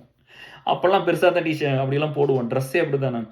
இந்த துல்லாதமனம் துள்ளும் விஜய் அந்த மேகமாய் வந்து போகிறாள் அந்த பாட்டு இருக்கும்ல மேகமாய் வந்து போகிறாய் அந்த பாட்டு இருக்கும்ல அதில் பாருங்கள் எவ்வளோ சட்டை வந்து முட்டி வரைக்கும் இருக்கும். அப்படி தான் போட்டிருப்போம். சைஸை விட நம்ம உடம்போட 2 சைஸ் பெருசாக போட்டு தான் ஃபேஷன் அப்போல்லாம் அப்படி தான் போட்டிருப்போம். அந்த டிஷர்ட் போட்டு மொட்டை அடித்து அந்த தாத்தா இருந்துட்டாங்களே பிரசன்னா அவங்க தாத்தா அப்புறம் அதனால் மொட்டை அடிச்சிருந்தோம். அந்த மொட்டை பாதி முடியோட போய் எல்லாம் ஃபோட்டோ எடுத்தெல்லாம் ஒட்டி கொடுத்து போட்டு வந்த அப்புறம் கூப்பிடல. அப்புறம் வந்து இதே மாதிரி இருந்தேன். தாராவதுக்கு நானும் எங்கள் அப்பாவும் ஏதோ ஜாமான் வாங்குறதுக்கு வண்டியில் போயிருந்தோம். அப்புறம் போயிட்டு ஜாமானை வாங்கிட்டு எல்லாம் எடுத்து வச்சுட்டு இருக்கும்போது இவன் பார்த்தான். என்னடா என்னாச்சு அப்படின்னு கேட்டப்போ எதாசியாக பார்த்தது தான். என்னடா ஆச்சுன்னு கேட்டான். எனக்கு கிடைக்கலன்னு சொன்னேன். எனக்கு அங்கே கிடைக்கலடா அந்த மாதிரி தீர்ந்து முடிஞ்சிச்சுன்னு சொன்னாங்க அப்படின்னா இந்த கோயம்புத்தூரில் அப்புறம் நாங்கள் அப்படியே வெக்ஸ் ஆகிட்டோம். என்னடா அது காலேஜே கிடைக்கல அப்படின்ட்டு. அப்புறம் வந்து சொன்னேன் அப்படி இந்த கோயம்புத்தூரில் வந்து இந்த புதுசாக ஒரு லக்ஷ்மி குரூப் ஒரு காலேஜ் ஆரம்பிச்சிருக்கிறாங்க. அங்கே போய் பாரு. அங்கே போனால் புதுசு நான் போனேன் ஜாயின் பண்ணிக்க சொன்னாங்க. அப்புறம் எனக்கு நேர் மெமரியில் கிடச்சிருச்சு எம்சிஏ. அப்புறம் நான் போகல வரலின்னு சொல்லிட்டேன் அப்படின்னு. அப்புறம் தான் அடிச்சு பிடிச்சி அப்படியே உடனே வந்து வீட்டுக்கு வந்துட்டு எல்லாத்தையும் தூக்கி போட்டு உடனே வந்து இருக்கிற பணத்தை எடுத்துகிட்டு ஓடணும் நான் எங்கள் அப்பாவும். அப்புறம் போனால் அப்புறம் அந்த அட்மிஷன் இருந்து போட்டுட்டோம். ஜாயின் பண்ணிட்டோம். ஸோ இதுக்கு பிராணேஸுக்கு ஒரு பெரிய நன்றி டேடே மச்சி. நீ எல்லாம் எங்கோ எம்சிஏ இன்ஃபர்மேஷன் தானே. இந்த பாய்ஸ் படத்தில் செந்தில் சொல்கிற மாதிரி இன்ஃபர்மேஷன் இஸ் வெல்த் அவர் சொல்லுவார்ல அந்த மாதிரி தான். இதெல்லாம் இன்றைக்கி வந்து அந்த நேரத்தில் கிடைக்கலனா நம்ம ஒன்றுமே பண்ணியிருக்க முடியாது. ஸோ அதுக்கு இந்த 2 நண்பர்களாக தான் சொல்கிறேன். ஒவ்வொருத்தரும் செய்கிற உதவி சிறுசாக தான் இருக்கும். ஆனால் அவங்க அந்த நேரத்தில் அதை பண்ணலினா நம்மளுக்கு இந்த லைஃபே இல்லாமல் போயிருந்திருக்கும். கரெக்டுங்களா? ஸோ இப்படி தான் அது வந்துருச்சு. அப்புறம் இந்த ஜேர்னி வந்து ரொம்ப சூப்பராக அப்படியே வந்து கண்டினியூ ஆகிருக்குது. அப்புறம் அதான் அந்த ஒரு ரீசன் அந்த ஒன்று தான் நம்ம சொல்லாமல் இருந்தேன் ரத்னவேல் இதில். மற்றபடி எல்லாமே மோஸ்ட்லி எல்லாம் கவர் பண்ணிட்டேன். இது 1/2 hour வந்து ரத்னவேல் தான் இருக்கட்டும். சரிங்களா? இது பார்ட் 2ல் பிராணேசியும் அசோக்கையும் உள்ளே கூட்டிகிட்டு வரணும் அப்படின்னு. அப்புறம் காலேஜெல்லாம் வந்து போகும்போதெல்லாம் ரொம்ப ரொம்ப ஜாலியாக நல்லா சந்தோஷமாக அப்படி இருந்தால் அப்புறம் ஒரு டைம் வந்து ஒரே டைம் தான் அம்சை வந்து ரொம்ப சண்டை கட்டி கம்பல் பண்ணி பழனி கூப்பிட்டு போனோம். நானும் இவனும் தான் கோயிலுக்கு போகலான்னு சொல்லிட்டு போய் சாமி கும்பிட்டு வந்தால் தான் கல்யாணம். அதுக்கு வந்தால் அப்படி ஒரு டைமு போயிட்டு வந்துருக்குறோம். வெளியெல்லாம் எங்கேயுமே சினிமாவோ அப்படிலாம் எங்கேயுமே பார்த்தல. எங்கேயுமே கூட்டிகிட்டுலாம் போகல. மாப்பிள்ளையோட ஒரு நாள் போய் கோயிலுக்கு போயிட்டு வந்தோம். சாமி கும்பிட்டு வரலாம். அப்போ வந்தோடனே கல்யாணம். அப்போ ஒரு டைம் போயிட்டு வந்தோம். அவ்வளோதான். கூப்பிட்டு போனோம். அப்படி போகலாம் வாடான்னு சொல்லி. நீங்கள் தனியாக போங்கன்னு அப்படி தனியாக எங்கே போகுது வாடா போகலாம் அப்படின்ட்டு தான் போனோம். ஸோ அதெல்லாம் வாழ்க்கையில் வந்து மறக்கவே முடியாது. நேற்று ரொம்ப பிரேக் ஆகிடுச்சு. ரொம்ப எமோஷ்னலாக இருந்துச்சு. ஸோ இன்றைக்கி கொஞ்சம் எல்லாமே நார்மலாக இருக்குதுன்னு நம்புகிறேன். இன்றைக்கி அது என்னைக்கு பேசினாலும் அது எமோஷனல் சப்ஜெக்ட் தான். இதனால தான் நந்தகுமாரதெல்லாம் நம்ம ஆடியோலேயே வச்சுட்டேன். வீடியோலாம் பண்ணவே முடியாதுன்னு தெரியும்.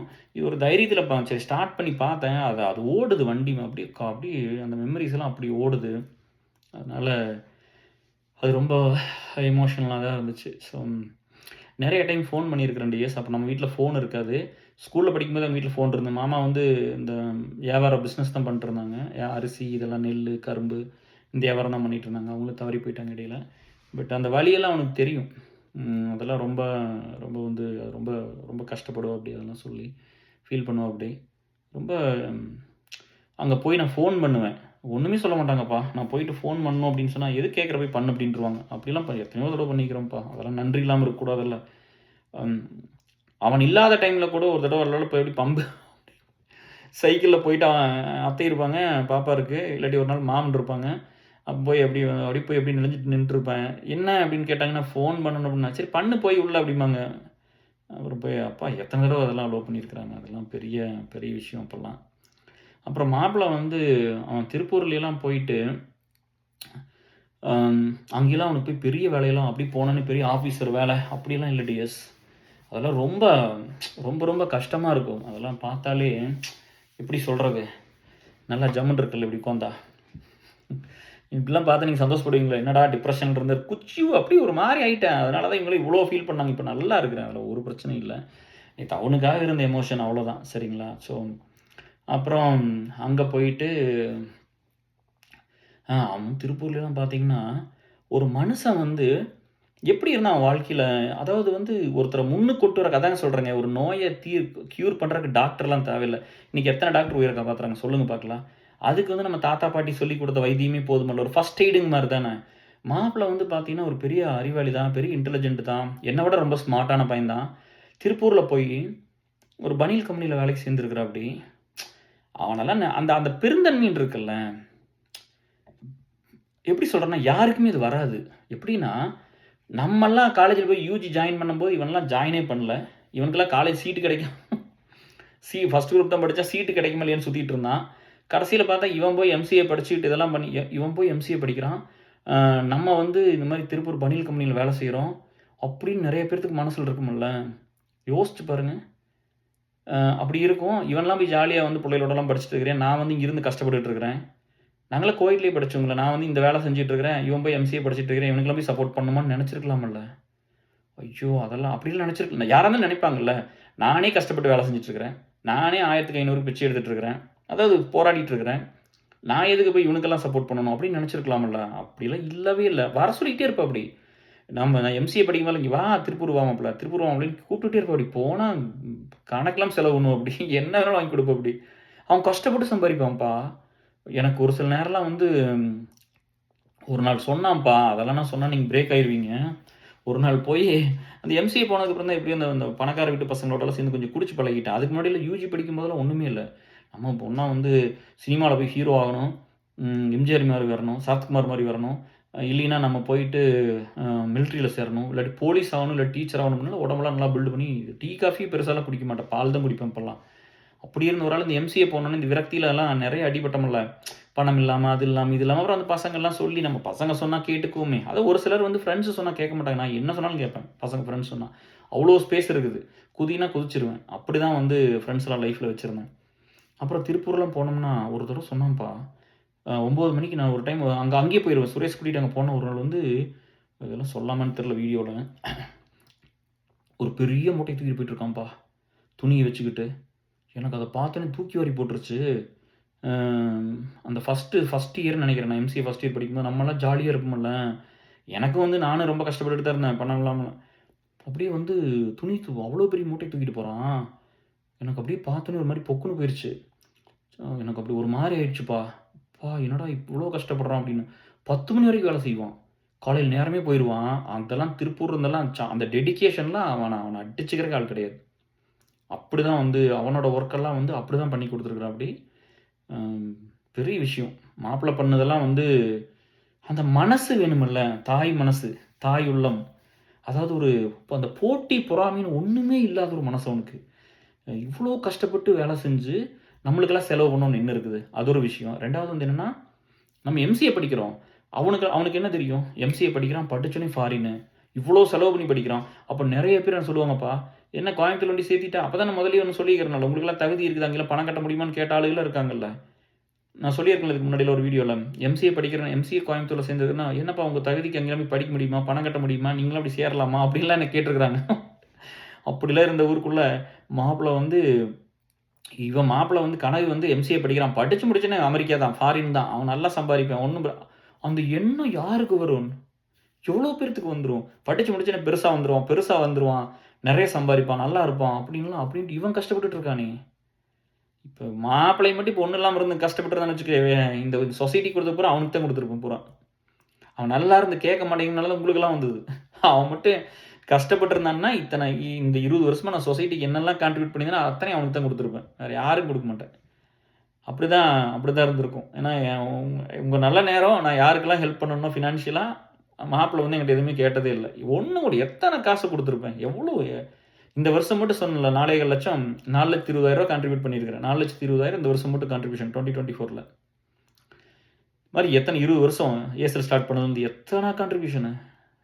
இல்லை மாப்பிள்ளை வந்து ஒரு பைசா கூட கேட்டதில்லை இது வரைக்கும். அதனால எனக்கு என்ன ரொம்ப பிடிச்சதுன்னா, அவன் ஒரு சாதாரண வேலை செஞ்சுட்டு என் நண்பன் படிக்கட்டும், அவன் படிச்சு அவன் பெருசா வந்துருவான். அவனும் ஈக்குவல் இன்டெலிஜென்ட் தான். அவனும் மக்கு பையன்லாம் கிடையாது. அவனும் என் அளவுக்கு படிக்கிற பையன் தான். அவனும் படிச்சிருந்தா ரொம்ப பெருசா தான் வந்திருப்பான். கண்டிப்பா என்னோட நல்லா இருந்திருப்பான். அதுல எனக்கு எந்த டவுட்டும் இல்லை. மாப்பிள்ளை மட்டும் இந்த எம்சிஏ எல்லாம் படிச்சிருந்தான்னா இருக்கிற இடமே வேறையா திறந்திருக்கும். அவனை படிக்க வச்சிருந்தாங்கன்னா, அவன் படிச்சிருந்தான் சூழ்நிலை வந்து படிக்கிற சூழ்நிலை இல்லாமல் போயிடுச்சு. படிச்சிருந்தான்னா என்னோட பெருசாக தான் இருந்திருப்பான். அதில் எனக்கு எப்பவுமே டவுட் இல்லை. அவன் என்னோட ஸ்மார்ட் வேற. அவன் எல்லாத்தையும் நல்லா ஹேண்டில் பண்ணுவான். என்னோட நல்லா ஹேண்டில் பண்ணுவான்னு நம்புறேன்.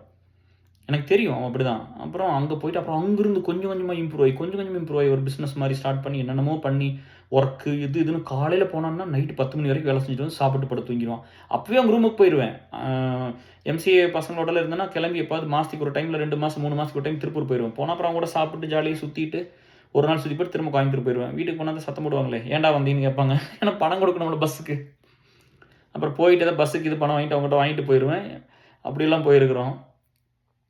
அந்த மனசு இருக்குல்ல, யாருக்காவது வருமா? என்னால் வந்து அதெல்லாம் இன்னும் நினச்சும் கூட பார்க்க முடியல. நான் கஷ்டப்பட்டு நான் திருப்பூரில் இப்படி பணியில் தூக்கிட்டு திரிகிறேன், பணியில் சுமந்துட்டு இருக்கிறேன். இவன் போய் எம்சிஏ படிப்பானாமா, இவனுக்கு வந்து நம்ம செலவு பண்ணுவோமா, இல்லை இவன் பெருசாக வாழ்க்கையில் வருவான்னு. அப்போ அந்த ஒன்று இருந்ததில்ல, தாயில்லாத பையன். அது அவன் படி மனசில் இருக்கும் அவனுக்கு. ஒரு நண்பனை வந்து இப்படி ஒரு அரவணைச்சிக்க முடியுமா? அப்படியெல்லாம் பார்த்து நான் படித்தா பெருசாக வரும்னு எனக்கு ஊருக்குள்ளே எத்தனையோ பேர் வந்து இந்த எம்சிஏ படித்தவனுக்கு வேலை கிடைச்சிருமா, இது இப்படி போய் இவ்வளோ செலவு பண்ணால் கிடைச்சிருமா, அவனை பெருசாக வாழ்க்கையில் வந்துருவானா, அவ்வளோ பண்ணா கல்யாணம் பண்ணிடுவானா அப்படின்னு எனக்கு எல்லாமே நெகட்டிவ். அம்மா இல்லாத பையன் யார் வேணா என்ன பேசலாம். ஆனால் அது மாதிரி தானே என்ன வேணால் பேசலாம். காசும் இல்லை. நான் பெரிய காலேஜில் எம்சிஏவும் படிக்கல. என்ன வேணாலும் நீங்கள் பேசிக்கலாம்ல. யார் இருக்கா என்ன கேட்குறக்கு? எல்லாம் கூட சேர்ந்து ஆமான்ட்டு போகிறவங்க தானே. இதை தான் நான் யாருக்கு பண்ணல. நான் திட்டி இருக்கிற எல்லாத்தையும் ஒன்று அதாவது டேரெக்டாக தான் சொல்லுவேன். இப்போ நீங்கள் தப்பு பண்ணால் திட்டுறதில்ல, அந்த மாதிரி தான். மற்றபடியெல்லாம் வந்து வக்கரமோ உங்கள் மேலே ஒரு வெறுப்போ அதெல்லாம் இல்லை. நீங்கள் மாறணும், திருந்தணும் அப்படிங்கிறது, புரிஞ்சுக்கணும், மைண்டு சேஞ்ச் ஆகணும் அப்படிங்கிறது, அதுக்கு வர்ற அந்த பாயிண்ட்டுக்கு எதுக்கு சொன்னேன். அப்புறம் எனக்கு இந்த விஷயம் ரொம்ப பிடிச்சது. எனக்காக எல்லாம் பண்ணுது. அப்புறம் படித்து முடிச்சுட்டு வந்தால் பார்த்தா பொஸ்க்குன்னு வேலை இல்லை. நம்ம இந்த காலேஜில் டப்பா காலேஜில் சரி அப்படி சொல்லக்கூடாது. ஃபஸ்ட் செட்டில் படிச்சுட்டு வந்தால் சீனியர்ஸும் கிடையாது கைட் பண்ணுறக்கு. நம்ம படித்த படிப்புக்கு ஒன்றுமே தெரியாது. அப்போ சொல்லிகிட்டே இருப்போம். அப்படி வந்தா மாப்பிள்ள எப்படி மாப்பிள்ள முடிச்சோன்னு வேலை கிடச்சின்னா 3 லட்ச ரூபாய்ங்கிறது அதை சொல்ல அப்படி யாருனால முடியும் ஊருக்கு. அதெல்லாம் ரொம்ப பெருமையாக பேசுவோம். அப்படி யாருனால முடியும் இந்த ஊருக்குள்ள எம்சிஎல்லாம் படிக்கிற கோயம்புத்தூர்ல போய் மாமனால தான் முடியும் அப்படின்னு அந்த ஒரு பூரிப்பில் அதெல்லாம் பேசுவோம். அப்படி பணத்தை கட்டுறாருல்ல, பணம் எல்லாம் ரெடி பண்ணி கொடுத்தா சில காட்டு பத்திரத்தை வச்சு ஏதோ ஒன்று பண்ணி மாப்பிள்ள படிச்சுட்டாம் பாரு அப்படின்லாம் ரொம்ப பெருமையாக பேசுவோம். அப்படி அப்புறம் படித்து முடிச்சுட்டு வந்து பொஸ்க்குன்னு வந்துருக்கிறோமே வேலை கிடைக்கலின்னு. அப்போ வேற அவனா இருந்தால் என்ன சொல்லியிருப்பான்? அதுக்குள்ளே போய் திருப்பூர் போய் ஓரளவுக்கு ஒரு நல்ல ஸ்டேட்டஸ்க்கு வந்துட்டா. அப்படி அவன் மனசுக்கு அவன் அப்படி தான் வருவான். என்ன மாதிரி எத்தனை பேர்த்த கொடுத்துருப்பான்.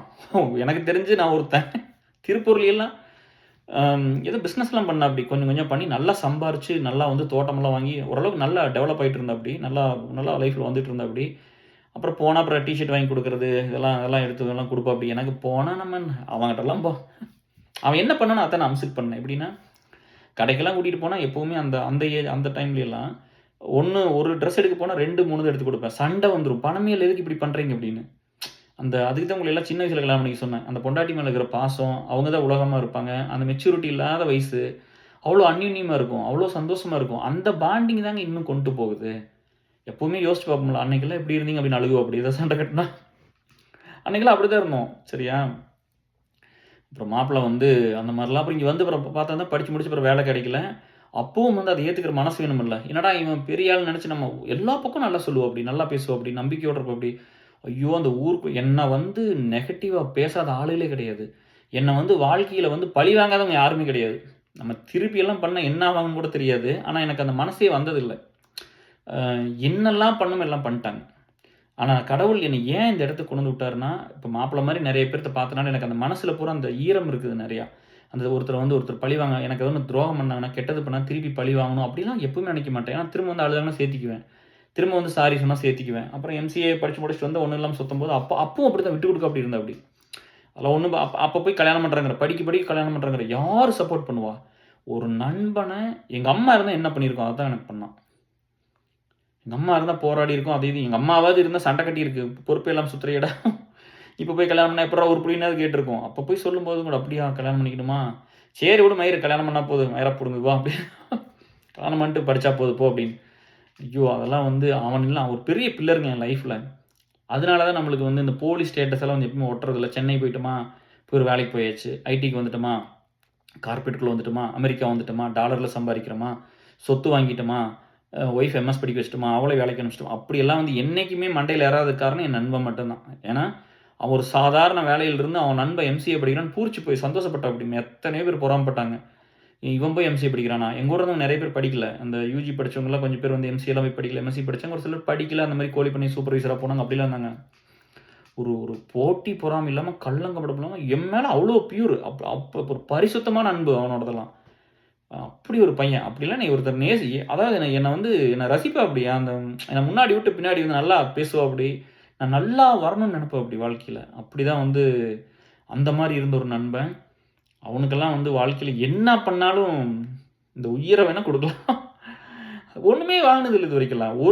ஒரு நாள் வந்து பணம் நான் கேட்பேன், ஏதாவது வேணுமாடா, ஏதாவது வேணா சொல்கிறா அப்படின்லாம் பணம் இருக்கும்போது கேட்பேன் நான். டேய் ஏதாவது வேணும்னா சொல்கிறா அப்படின்னா கேட்கவே மாட்டா அப்படி, ஒன்றுமே கேட்க மாட்டா அப்படி. உங்களுக்கெல்லாம் தூக்கி வாரி போட்டுருமில்ல, இப்படியெல்லாம் ஒரு பையன் இருந்திருப்பானா, இப்படிலாம் ஒரு ஃப்ரெண்ட் இருக்க முடியுமா அப்படின்னு. அது இல்லாமல் அவங்க கஷ்டப்பட்டு முன்னுக்கு வந்தாங்க. அவர் வந்து நல்லா படித்து ஒரு பிட்ஸ் பிலானியில் ஒரு பிஎஸ்சி டெக்கில் அண்ணா யூனிவர்சிட்டியில் படித்து டாப் காலேஜில் படித்து உடனே வந்து சாஃப்ட்வேர் இன்ஜினியர் ஆகி ஒரு பெரிய வேலைக்கு போயிட்டாங்கன்னா, அப்போ நீங்கள் வந்து சொல்லலாம், என்னப்பா அவரே பெரிய வேலையில் இருக்கார், அவருக்கு என்னப்பா பிரச்சனை, அவர் என்ன வேணால் செலவு பண்ணலாம் அப்படின்னு. ஆனால் அவன் படிக்கவே முடியல. மாமா வேற கடனோட வேற இறந்து போயிட்டாங்க. அந்த கடனெல்லாம் கட்டணும். படாத பாடுபட்டான், ரொம்ப கஷ்டப்பட்டான். அந்த கஷ்டப்பட்டா கூட என்னை கொண்டு வந்து சேர்த்து நான் பார்த்தேன், என்னை என் கூட இப்படி நின்னான்னு பாருங்க. அதான் சொல்கிறேன், இந்த அப்போ அவனுக்கு சம்பாதிக்கணும் இதெல்லாம் பண்ணணுன்னு தான் இருந்துச்சு. ஆனால் எனக்கு செலவு பண்ண காசு இருக்குல்ல, யாருமே பண்ணல என் லைஃப்பில். நான் சொல்லுவேன்ல, எனக்கு இவங்க பண்ணல அவங்க பண்ணல, சின்ன வயசுல எல்லாத்தையும் சேர்த்து அவன் பண்ணான். நான் சின்ன வயசுலாம் சொல்லுவேன்ல, நான் பொண்ணை பிள்ளைகளுக்கு தான் செலவு பண்ணியிருக்காங்க, என் கசின்ஸ் எல்லாம் எனக்கு செலவு பண்ணல, எனக்கு யாருமே சொந்த வந்து செலவு பண்ணதில்லை, யாருமே கொடுத்ததில்லை அப்படிலாம் சொல்லியிருக்கிறேன்ல. பெருசாக யாரும் அப்படி பண்ணதில்லைன்னு சொல்லுவோம்ல, அதெல்லாம் சேர்த்து வட்டி மூலமாக இவன் பண்ணான், மாப்பிள்ளை பண்ணான். ஏன் அவனுக்கு தெரியாதா, அவனுக்கு அந்த வீக்னஸ் எல்லாம் வராதா, ஏன் பிள்ளைகளுக்கெல்லாம் செலவு பண்ணலாம், இவனுக்கு எதுக்கிட்ட செலவு பண்ணணும், மொட்டை பையன் 4 பிள்ளைகளுக்கு செலவு பண்ணி ஜாலியாக இருக்கு தெரியாதா அவனுக்கு.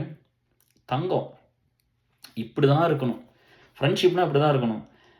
அதனால தான் வந்து எனக்கு அவன் முன்னாடி இந்த வேலையெல்லாம் பெருசு இல்லை. அவன் முன்னாடி எனக்கு அந்த ஸ்டேட்டஸே இல்லை. அமெரிக்காவில் இருக்கிற அந்த ஐடியில் வேலை செய்கிறோம், சாஃப்ட்வேர் இன்ஜினியர், இந்த ஸ்டேட்டஸ்லாம் எனக்கு கிடையாது. நானும் ஒரு வேலை செய்கிறேன், அவ்வளோதான். என் குடும்பத்துக்கு சோறு போடுறக்காக ஒரு வேலை செய்கிறேன். அந்த வேலையை வந்து அவனை பார்த்து நம்ம சின்சியரெல்லாம் கற்றுக்கிட்டது. ஏன்னா எங்கள் அப்பா வந்து நல்லா வேலை செய்ய மாட்டார் தோட்டத்தில். இப்போல்லாம் வேறு. அன்னைக்கெல்லாம் பார்த்தீங்கன்னா ஒரு வேலையை பண்ண மாட்டார். சின்சியராக அவர் எந்த வேலையும் பண்ணினதே இல்லை. அப்போது அவன் வந்து அவங்க அப்பா நல்லா பாட்டாளி, நல்லா பாடுபட்டதை பார்த்துருப்பான். அவனெல்லாம் சின்சியராக இருந்து பார்த்தா நான் சின்சியரானேன் வேலைக்கெல்லாம் போய். பட் நம்ம நேச்சர் ஒரு சில நேரம் ஒர்க் அவுட் ஆகும் கம்பெனியில். ரொம்ப ஸ்ட்ரைட் ஃபார்வர்டு இல்லை, உண்மையாக தானே இருப்பான். அவனுக்கு வந்து இப்படி தான் பிடிச்சது. ஸோ அப்போ நீங்கள் வந்து இன்னொரு கொஷின் கேட்டீங்க, எப்படி இந்த மாதிரி நண்பர்கள்லாம் இருப்பாங்க அப்படின்னா, நம்ம வந்து முடிஞ்ச வரைக்கும் நம்ம வந்து நல்லவனாக இருந்தால் தானே அந்த மாதிரி வருவாங்க எல்லோரும். நம்ம அது இப்போ மாப்பிள்ளையே கொஞ்சம் யோசிச்சு பாரு, நான் கொஞ்சம் சுயநலவாதியாக இருந்து செல்ஃபிஷாக இருந்து என்னோடய வேலையில் பூரா பார்த்துக்கிட்டு அப்படி இங்கே ஒன்று அங்கே ஒன்று பேசிக்கிட்டு பொய்யே சொல்ல மாட்டேன். அவனுக்கு தெரியும் வாழ்க்கையில் இது வரைக்கும் நான் பொய்யே சொன்னதில்லை அவ்வளோ. ஏன்னா நான் கோத்ரூ பண்ணதெல்லாம் ரணம் வாழ்க்கையில். நான் ஒரு இடத்துக்கு வந்துட்டேன் அப்படின்னா உங்களுக்கு தெரியாது. நீங்கள் பார்த்த கேர்லா வேறு, சரியா? நீங்கள் பார்க்குற கேர் வேறு. இதுக்கு முன்னாடி வர்றக்கு ஒரு ரூட் இருந்திருக்கும்ல. அதனால தான் அந்த தைரியம். நம்ம எதுக்கு அப்படி சொல்லணும் அப்படின்னு, நம்ம எதுக்கு அப்படி நம்ம பார்க்காத கஷ்டமா, இந்த நெஞ்சையில் எதுவும் குத்தி கிழிச்சிருப்பாங்க தெரியுமா. அவனை பற்றி பேசினா எனக்கு அது ஒவ்வொரு செகண்ட் அழுகச்சு வந்துச்சு. அப்போ கண்ட்ரோலு அப்படியே அழுதுறக்கூடாதுன்னு அப்படியே கண்ணு உர தண்ணி. நீங்கள் நல்லா இந்த நேற்று பேசின வீடியோ ஜூம் பண்ணி பாருங்கள். அது ஒவ்வொரு அந்த ட்ராப் தண்ணி உள்ளே இருந்துகிட்டே இருந்துச்சு. நான் இன்னைக்கு காலையில் தான் நல்லா பார்த்தேன். ஏன்னா துணியில் தொடச்சிட்டு உங்களுக்கு தெரியாது. பட் கண்ணில் பாருங்க தண்ணி நின்றுட்டே இருந்துச்சு. நான் பேசி முடிக்கும்போது நிறையா சுச்சுவேஷன் அந்த தண்ணி வந்துச்சு. அப்படி ஒருத்தன் இருந்திருக்கிறான்னு நான் பார்த்துக்குங்க. அவனை பற்றியெல்லாம் நம்ம ரெக்கார்ட் பண்ணி வைக்காம இந்த மாதிரிலாம் ஒரு அடுத்த ஜென்ரேஷன் பார்க்கணும்ல. இப்படிலாம் ஒரு ஃப்ரெண்ட்ஷிப் இருந்திருக்குமா அப்படின்னு. அவன் முன்னாடியில் எனக்கு எதுவுமே பெருசு இல்லை. அவனுக்கு அப்புறம் தான் இந்த லைஃப் எல்லாம் அவனுக்கு அப்புறம் தான். ஏன்னா அதுதான் நன்றி. நம்ம வந்து அவங்களோட இருந்த அவன் மனசுக்கு அப்பவும் போய் சென்னை வரும்போது செல்ஃபோன் வாங்கி சர்ப்ரைஸாக கொடுத்துட்றான். என்ன மாப்பிள்ள சும்மா என் பிறந்த செல்ஃபோன் வச்சுட்டு எடுத்துகிட்டு போ அப்படின்னு. அவனுக்கு இதெல்லாம் கிடைக்கல, எனக்கு கொடுத்த அளவு பார்த்தா அப்படி. அவனால் படிக்க முடியல. அப்புறம் கொச்சின் வந்து என்னை கூப்பிட்டு வந்து பிக்கப் பண்ணுறக்கும் வந்தா அப்படி, திரும்ப சென்ட் ஆஃபுக்கு வந்தா அப்படி, 2020 வந்தா அப்படி, 23 வந்தா அப்படி. இந்த தடவை வேணான்ட்டு இந்த தடவை இங்கேயே இறக்கிட்டோம். அப்புறம் வேணாம் அப்படின்னு சொல்லிட்டு நானே போய்க்கிறேன்டா விட்றான். ஒரு குழந்தையா ஒரு தடவை வருவா அப்படி.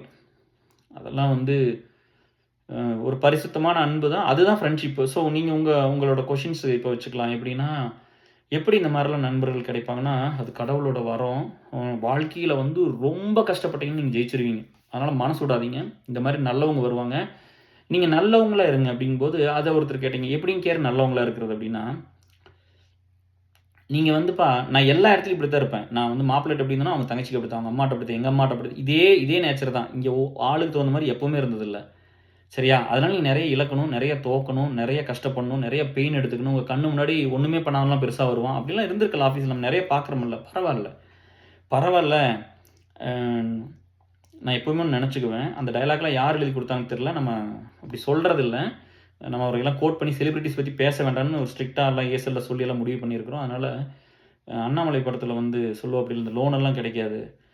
அண்ணாமலை உனக்கு இங்கே கூட லோன் கிடைக்கல அப்படிங்கும்போதெல்லாம் இங்கே கூட கிடைக்கல அப்படின்னு சொல்லும்போது, பரவாயில்ல சார், இந்த ஆண்டவனோட கோர்ட்டில் இந்த அண்ணாமலை ஜெயிப்பான் சார் அப்படின்ட்டு வரும். அப்படி இல்லை அந்த மாதிரி தான். அப்போ அன்றைக்கி இருந்து இந்த நண்பன், அப்புறம் அந்த கடவுள் கூடவே இருந்தது கஷ்டம் மட்டும்தான்.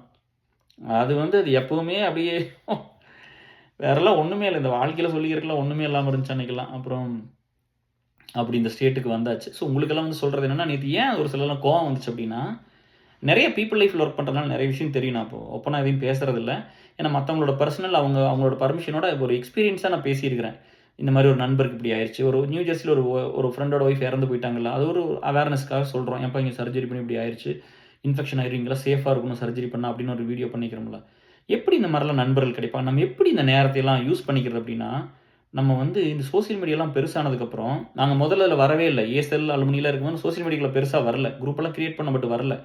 ஏன் அப்படின்னு எங்கே பார்த்தாலும் சும்மா அந்த மார்க்கெட்டிங்கு அது இது இப்போ பிஸ்னஸ் பண்ணுறவங்க மேலே நம்மளுக்கு எந்த கோவம் இல்லை. அவங்க பண்ணட்டும், அவங்க ப்ராடக்ட்காக பண்ணட்டும், நல்லதுக்காக பண்ணட்டும், ப்ராடக்ட்டை கொண்டு வந்து சேர்த்துட்டும், விற்கட்டும், காசு சம்பாதிட்டு நல்லா வாழட்டும், 4 பேர்த்துக்கு நல்லது பண்ணட்டும், வேலை கொடுக்கட்டும், அதெல்லாம் தப்பில்லை.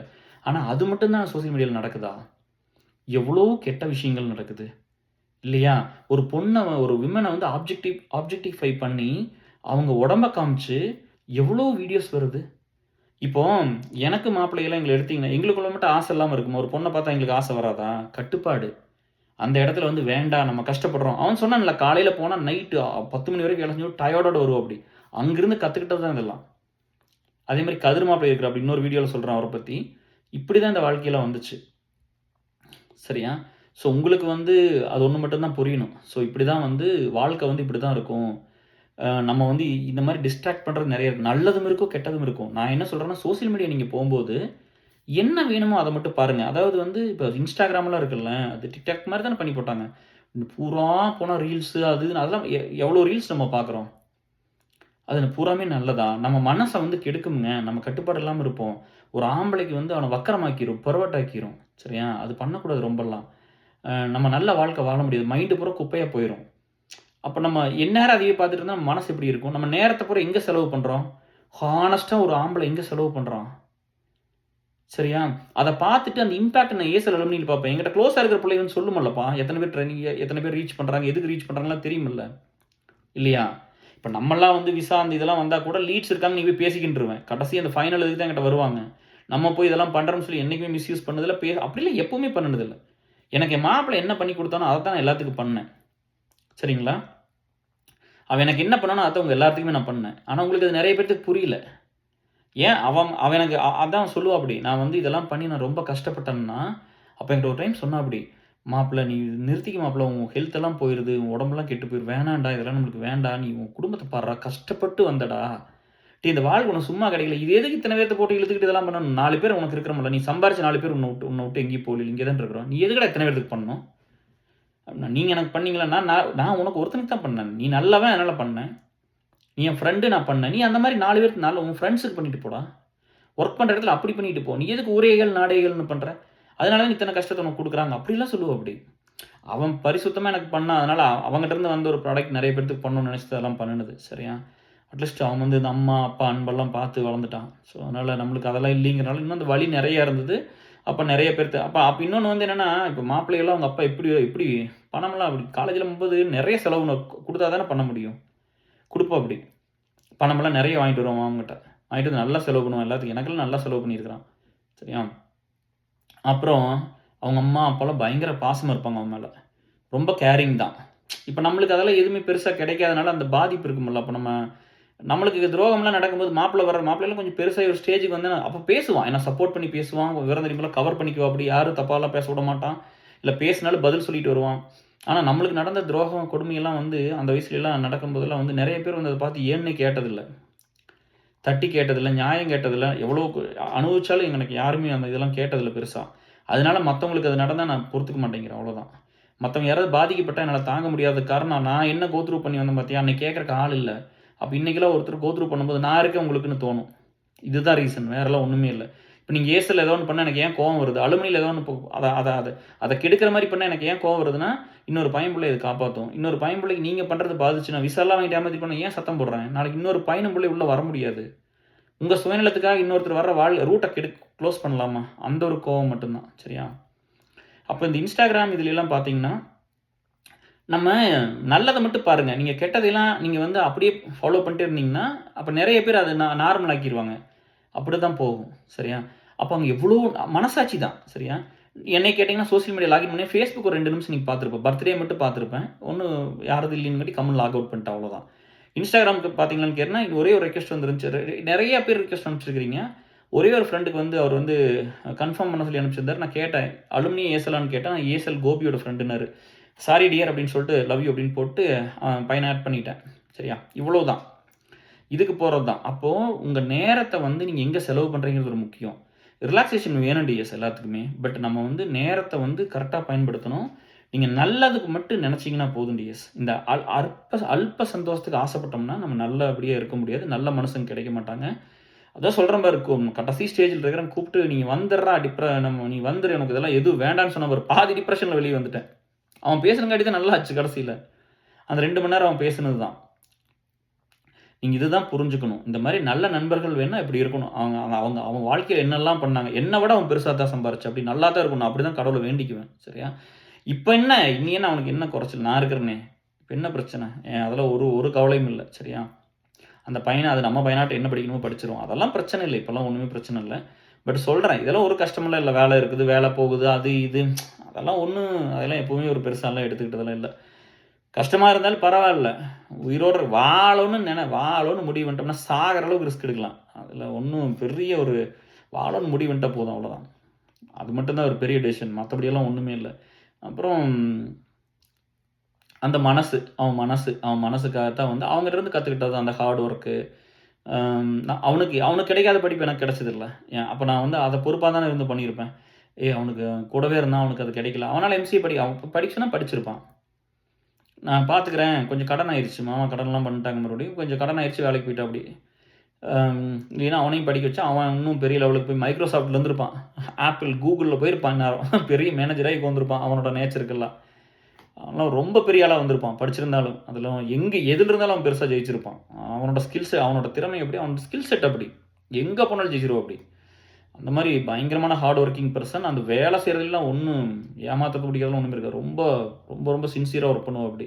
இவங்களெல்லாம் பார்த்ததுனால நம்மளுக்கு அந்த மனசு மாறிடுச்சு, இப்படிலாம் இருப்பாங்களா, இப்படிலாம் வேலை செய்யணுமா. அவங்ககிட்ட இருந்து காலையில் போனால் நைட்டு ஒருத்தர் 10 மணிக்கு வந்து தூங்குறான்னா, அப்போ எனக்கு அதனால தான் டிசிஎஸில் அப்படி வேலை செஞ்சேன். அங்கே போய் இருக்கும்போது அப்படி தான் டிஷர்ட் அனுப்புவோம் அப்படி. அதான் நீ வேலைக்கு போயிட்டு பரவாயில்ல, நீ எதுக்கு அங்கே காசு செலவு பண்ணி வாங்கிக்கிற வேண்டான்னு சொல்லி எனக்கு அப்பவும் அங்கேருந்து ஒரு மாப்பிள்ளை அனுப்பிச்ச டிஷர்ட் நான் 2009 வரைக்கும் எல்லாத்துக்கும் கொடுத்துருக்குறேன். எங்கள் ஃப்ரெண்ட்ஸ் அத்தனை பேர் போட்டிருக்காங்க. 2009 வரைக்கும் எனக்கு வரும். நான் வேலை வாங்கி நான் நான் இந்தியா விட்டு யூஎஸ் வர வரைக்கும் எனக்கு பார்சல் வந்துடும். வருஷத்துக்கு 50 குறைஞ்சது 50 டிஷர்ட் வாங்கி அனுப்புவோம். அப்படி கொரியரில் அனுப்புவோம். அப்படி சென்னை வேளச்சேரிக்கு வரும் அப்படிலாம். நான் அந்த வேலை இன்னொன்று சொல்கிறேன் கேட்டுங்க. அந்த வேலை செய்யும்போது, வேலை தேடிட்டு இருக்கும்போது நான் ஒரு ட்ரெஸ்ஸு கூட எடுத்ததில்லை. அந்த வேலை இல்லாத டைமில் வந்து இவன் கொடுத்துருந்த பேண்ட் எடுத்துக்கணும். பேண்ட் அவங்ககிட்ட பெருசாக இருக்காது. வீட்டுக்கு போடுற ட்ரௌசர் இது கொடுப்பான். அந்த மற்றபடி டிஷர்ட் பூரா இவன் கொடுத்து வச்சு தான் படித்தேன். இவன் கொடுத்தது தான் நான் ஊருக்கு போட்டு வந்திருக்கிறேன். அது ஒரு சில ரெட் கலரில் ஒன்று இருக்குங்க, பிளாக் மிக்ஸ்டா. அப்பா எனக்கு அவ்வளோ நல்லா இருந்துச்சுங்க. அப்போ நான் உண்மையுமே நல்லா இருக்குன்னு நான் ஃபீல் பண்ணேன். ஆனால் அன்றைக்கி வந்து ஃபோட்டோ எடுக்கிற கேமரா இல்லை. நம்ம நல்லா இருக்கிறப்பெல்லாம் கேப்சர் பண்ணி வச்சுக்க முடியல. உங்கள் கேரை நீங்கள் வயசானதுக்கப்புறம் தான் பார்க்க முடியுமாட்டிருக்கு.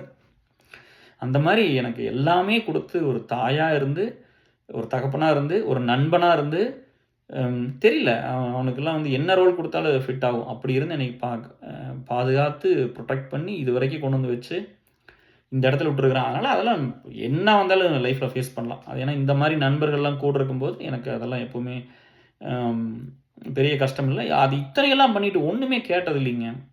எனக்கு இந்த லாஸ்ட் டைம்லாம் போகும்போது என்ன ஆயிடுச்சு அப்படின்னா, எப்போவுமே போனால் ட்ரிங்க்ஸ் வாங்கி போய் கொடுப்பேன், ஏதாவது வேணுங்கிறத வாங்கி போய் கொடுப்பேன். பட் வந்து கிஃப்ட்டு வந்து போன தடவை வந்து போகும்போது எல்லாத்துக்கும் வாங்கிட்டு போனேன். போன ஒரு 2023 இவனுக்கு எதாவது வாங்கிட்டு போய் கொடுத்தோம். பட் 24 போகும்போது அந்த லைட் நிறையா வாங்கிட்டு போய் கொடுத்தோம். கிட்டத்தட்ட வந்து 44 நம்ம கிட்டத்தட்ட நிறைய கொடுத்துட்டோம். நான் போகும்போது நிறைய எடுத்து இவனுக்கு இல்லாமல் போயிடுச்சு. கடைசியில் நான் சொன்ன பாரு, அம்மா வந்து 2 பேர்த்த சொல்லுது, இப்போ இவங்களுக்கு கொடுக்கணும், வந்து கேட்டு வேற போயிட்டாங்கடா, நீ வந்து வாங்கிட்டு வந்து ஊருக்கே தெரிஞ்சு போச்சு, எல்லாத்துக்கும் கொடுத்தீங்கன்னா அப்புறம் வந்து கேட்குறாங்க, எனக்கு மாப்பிள்ளை எதுவும் வாங்கிட்டு இல்லையான்னு கேட்குறான்னு காட்டி. அப்போ நான் சொன்னேன், ரமேஷுக்கு வச்சுக்கிறோம்ல, எடுத்து கொடுத்துருந்தேன். அம்மா அப்படி பார்க்குது, டேய் பொக்குன்னு போயிடுவான்டா, நம்ம பையன் இல்லை அப்படின்னு. நான் சொன்னேன், அவன் தப்பாக நினச்சிக்க வேண்டிய கொடுத்துரு அப்படின்னு.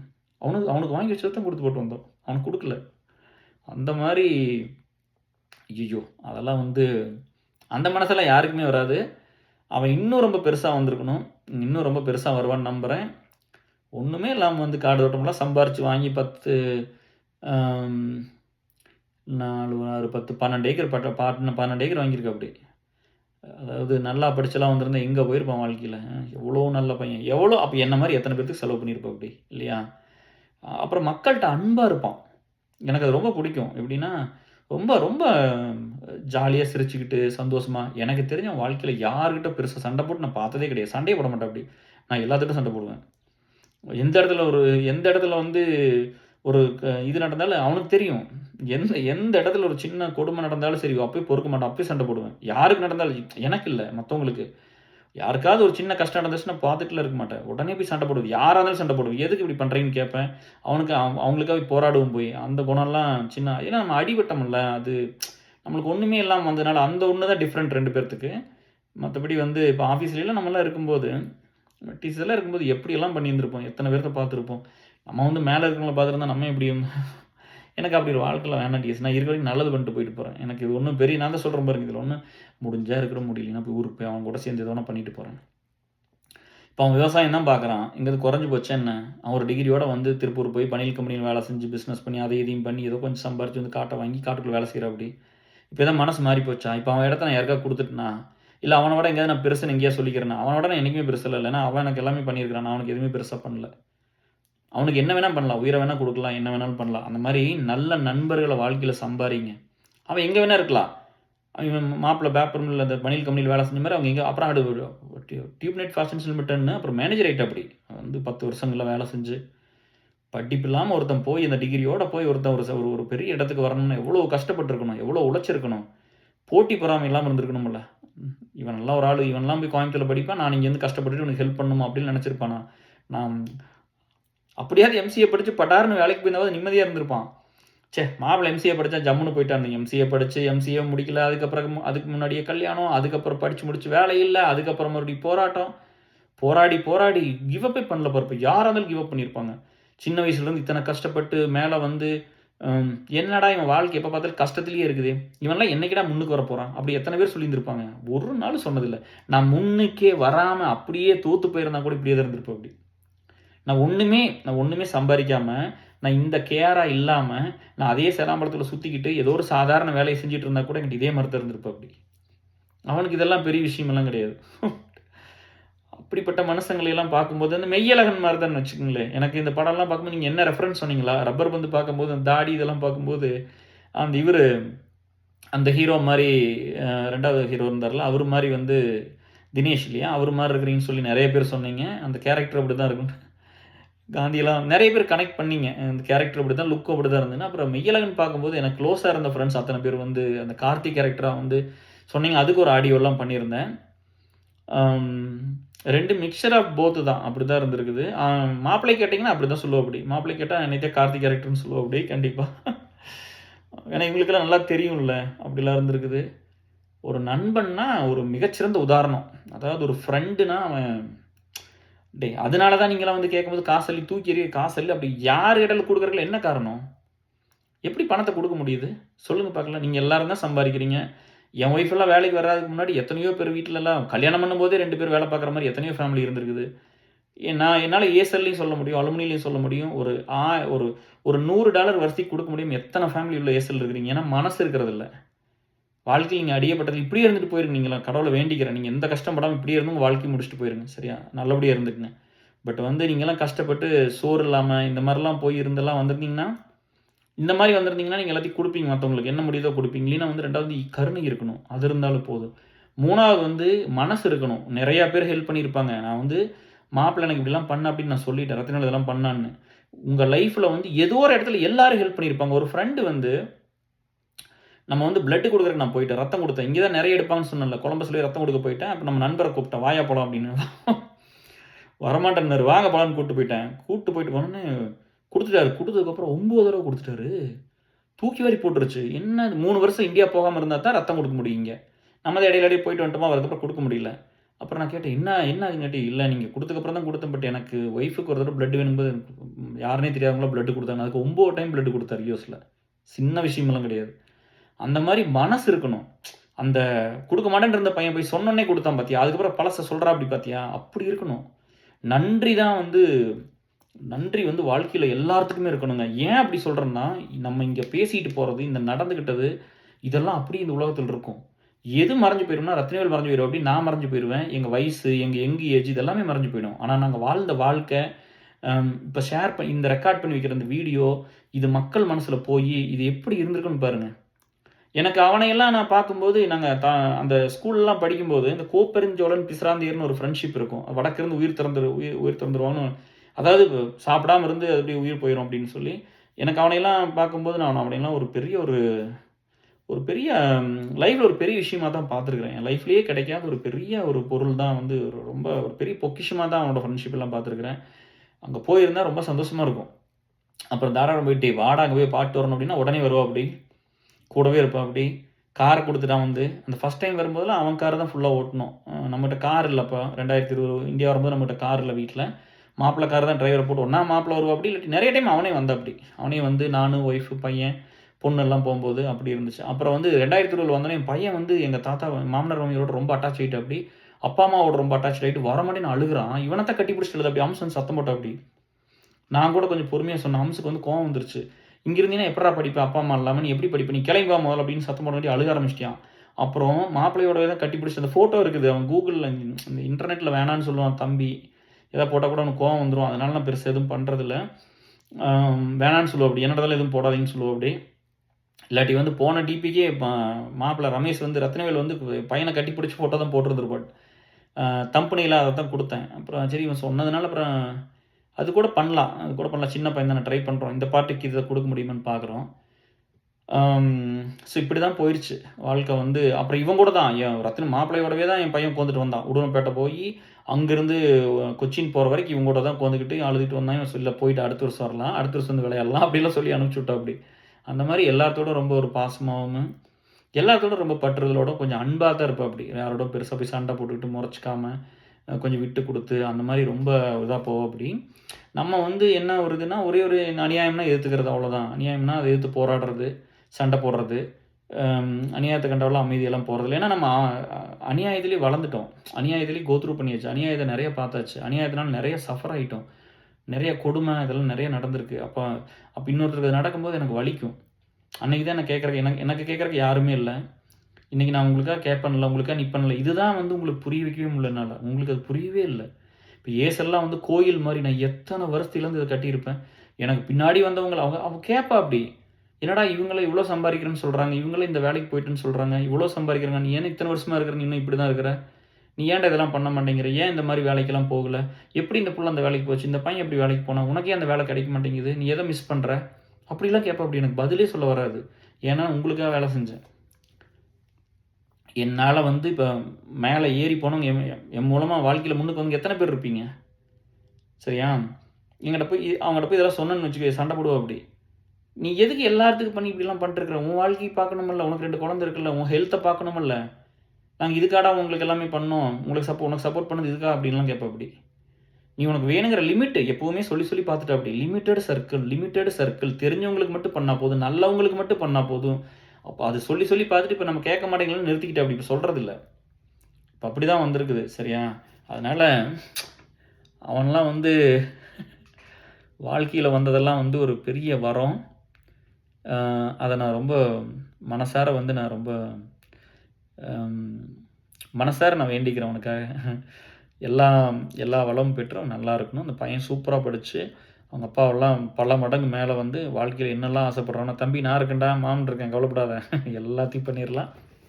அதே மாதிரி அந்த குடும்பம் என் மேலே என்னை பார்த்துக்கிட்டதும், என்னை நேசித்ததும், எனக்காக எல்லாமே பண்ணினதுக்கும் ஒரு பெரிய நன்றி. சரியா? ஏன்னா வந்து நன்றிங்கிற ஒரு சாதாரண வார்த்தை இன்றைக்கி.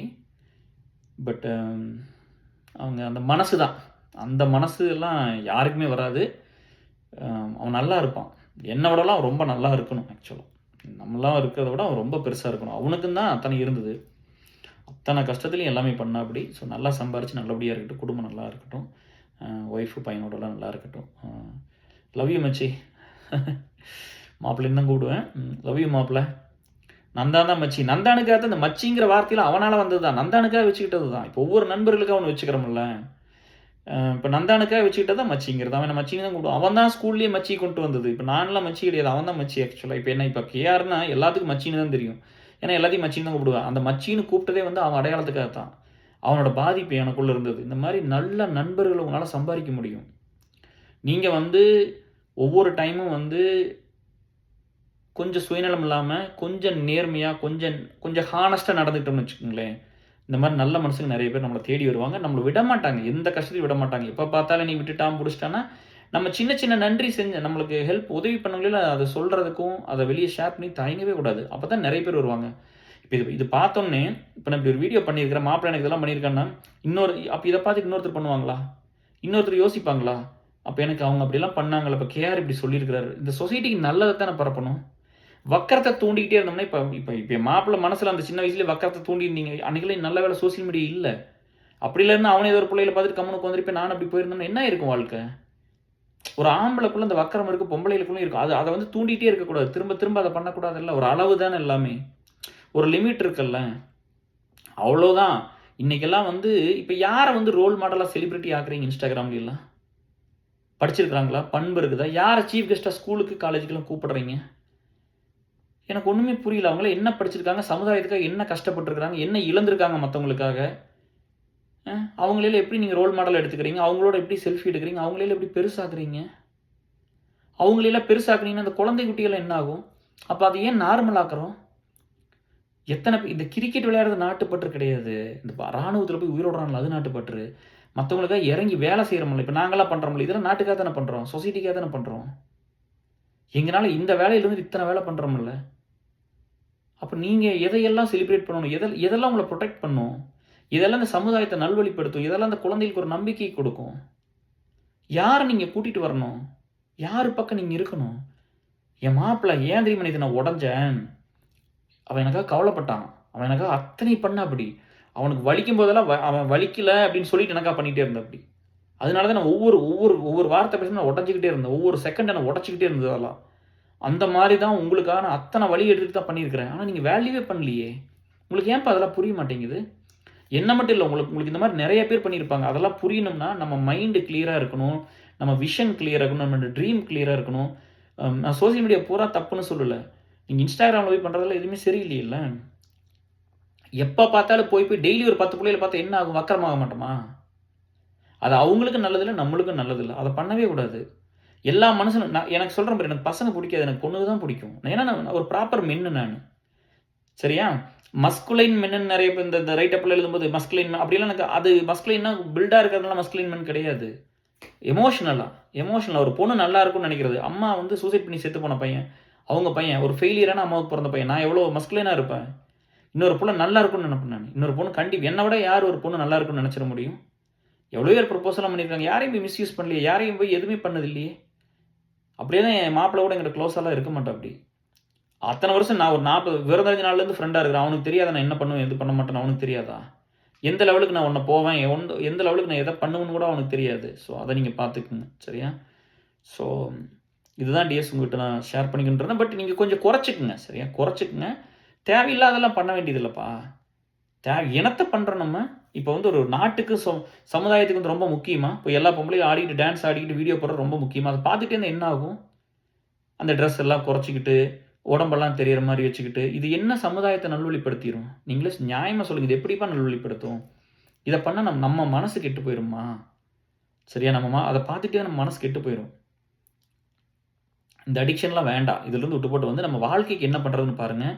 நல்லபடியாக எப்படி இருக்கிறதுன்னு பாருங்கள். நம்ம அங்கேயெல்லாம் பார்த்தா பொண்டாட்டியோடலாம் சந்தோஷமாக இருக்க முடியாது. அது நீங்கள் புரிஞ்சுக்குங்க சரியா? அப்போ மைண்டு வந்து வேற ஒன்று தேடும். நம்ம அங்கே போகணும், இங்கே போகணும், அதை பண்ணணும், இதை பண்ணணும். நான் முதல்லயே சொல்லிட்டேன், வீக்னஸ்ங்கிறது ஒருத்தர் 2 பேர்த்துட்டு தான் வாழ்க்கையில் இருக்கணும். எல்லா திட்டிலும் இருக்கக்கூடாது. பார்க்குறவங்க மேலேயெல்லாம் வீக்னஸ் இருக்கக்கூடாது. வாழ்க்கை போயிடும். ஒன்றுமே இல்லாமல் போயிடும் சரியா? அதனால் அது வேண்டாம். ஆம்பளைக்கு பொம்பளைக்கு வந்து இயற்கையாகவே அந்த இனக்கவர்ச்சி இருக்குது. அந்த நேச்சுரல் அட்ராக்ஷனே இருக்குது. அதுவே போதுமானது. அதை மீறி நம்ம ஒரு அட்ராக்ஷனை பண்ண வேண்டாம் சரிங்களா? அதை நீங்கள் பண்ணாமல் பார்த்துக்குங்க டிஎஸ் சரியா? இந்த சமுதாயம் நல்லா இருக்கணும் அவ்வளோதான். யார் வேணும் என்ன பண்ணட்டும். நம்ம எதுக்கு அதை பண்ணணும்? நம்ம அதை பண்ணக்கூடாது. இங்கே வந்து பாப்பா ஏதாவது இந்த மாதிரி எதாவது ஜிம்னாஸ்டிக் ஏதோ கிளாஸ் எல்லாம் போகிற ட்ரெஸ் போட்டால் கேட்டே இருப்பேன். எதுக்கு பாப்பா இவ்வளோ மேலே போடுற, கொஞ்சம் கீழே போடு பாப்பா ட்ரௌசரில் அப்படின்னு. டேட் இதுக்கு மேலே போட்டால் ஓட முடியாது, இதுக்கு மேலே போட்டால் குதிக்க முடியாது அப்படின்னு சொல்லிட்டு இருப்பா அப்படி சரியா? ஸோ நீங்கள் அதை பார்த்துக்குங்க. நம்ம வந்து ஒருத்தர் வக்கரமாக்கக்கூடாது. நம்ம உடம்பு தெரிகிற மாதிரி போட்டுட்டு வரதில் என்ன இருக்குது இல்லையா? அதை வச்சு நீங்கள் ரொம்ப பண்ணக்கூடாது. ஆடி அதெல்லாம் பண்ண அப்புறம் என்ன இருக்குது? எத்தனை குழந்தைக்கு பார்க்குறாங்க, மனசு கெட்டு போயிருமில்ல? எத்தனை ஆம்பளை பார்ப்பாங்க, கல்யாணம் ஆகாமல் எத்தனை பேர் இருப்பாங்க, பிரிஞ்சு போய் எத்தனை பேர் இருப்பாங்க. அவங்க மனசில் நம்ம எதை விதைக்கிறோம்? நல்லதை விதைச்சோம். இப்போ இந்த வீடியோலாம் யாரும் பார்க்க மாட்டாங்க. ஒரு ஆம்பளை எவ்வளோ மோசமாக ஒரு வீடியோ இன்ஸ்டாகிராம்லாம் பண்ணிட்டு போட்டு ஒரு பொம்பளை ஒன்று பண்ணும், அதுக்கெல்லாம் அவ்வளோ லைக்ஸ் போகும், அவ்வளோ வியூஸ் போகும். இந்த சொசைட்டியை நல்வழிப்படுத்துறது, பண்பாக மாற்றுறது, ஒரு நம்பிக்கை கொடுக்கறது, ஒரு எமோஷனை கொடுக்கறது, நான் இருக்கிறேன் உங்களுக்கெல்லாம் அப்படின்னு சொல்கிறது, இதையெல்லாம் தானே நீங்கள் கொண்டு சேர்த்திருக்கணும். இதை கொண்டு சேர்த்துங்க. நிறைய ரத்னங்கள் நீங்கள் லைஃப்பில் பார்ப்பீங்க சரியா? நிறைய தங்கமான மனுஷங்க உங்கள் லைஃப்பில் வருவாங்க. அவங்கனால உங்கள் வாழ்க்கை இன்னும் பெட்டராகும். நான் சொல்கிறேன் பாருங்களேன், நான் இல்லாட்டி கூட என் குடும்பத்தை அவன் பார்த்துக்குவான் சரியா? ஒரு வேளை செத்துக்கிட்டு போயிட்டேன்னா அவனுக்கு முன்னாடி அவன் இருப்பான் என் பையனுக்கு பிள்ளைக்காக. என்னை எப்படி பார்த்துக்கிட்டானோ அதே மாதிரி என் பையனையும் பிள்ளையும் பார்த்துக்குவான் சரியா? Love you all. Take care. Bye.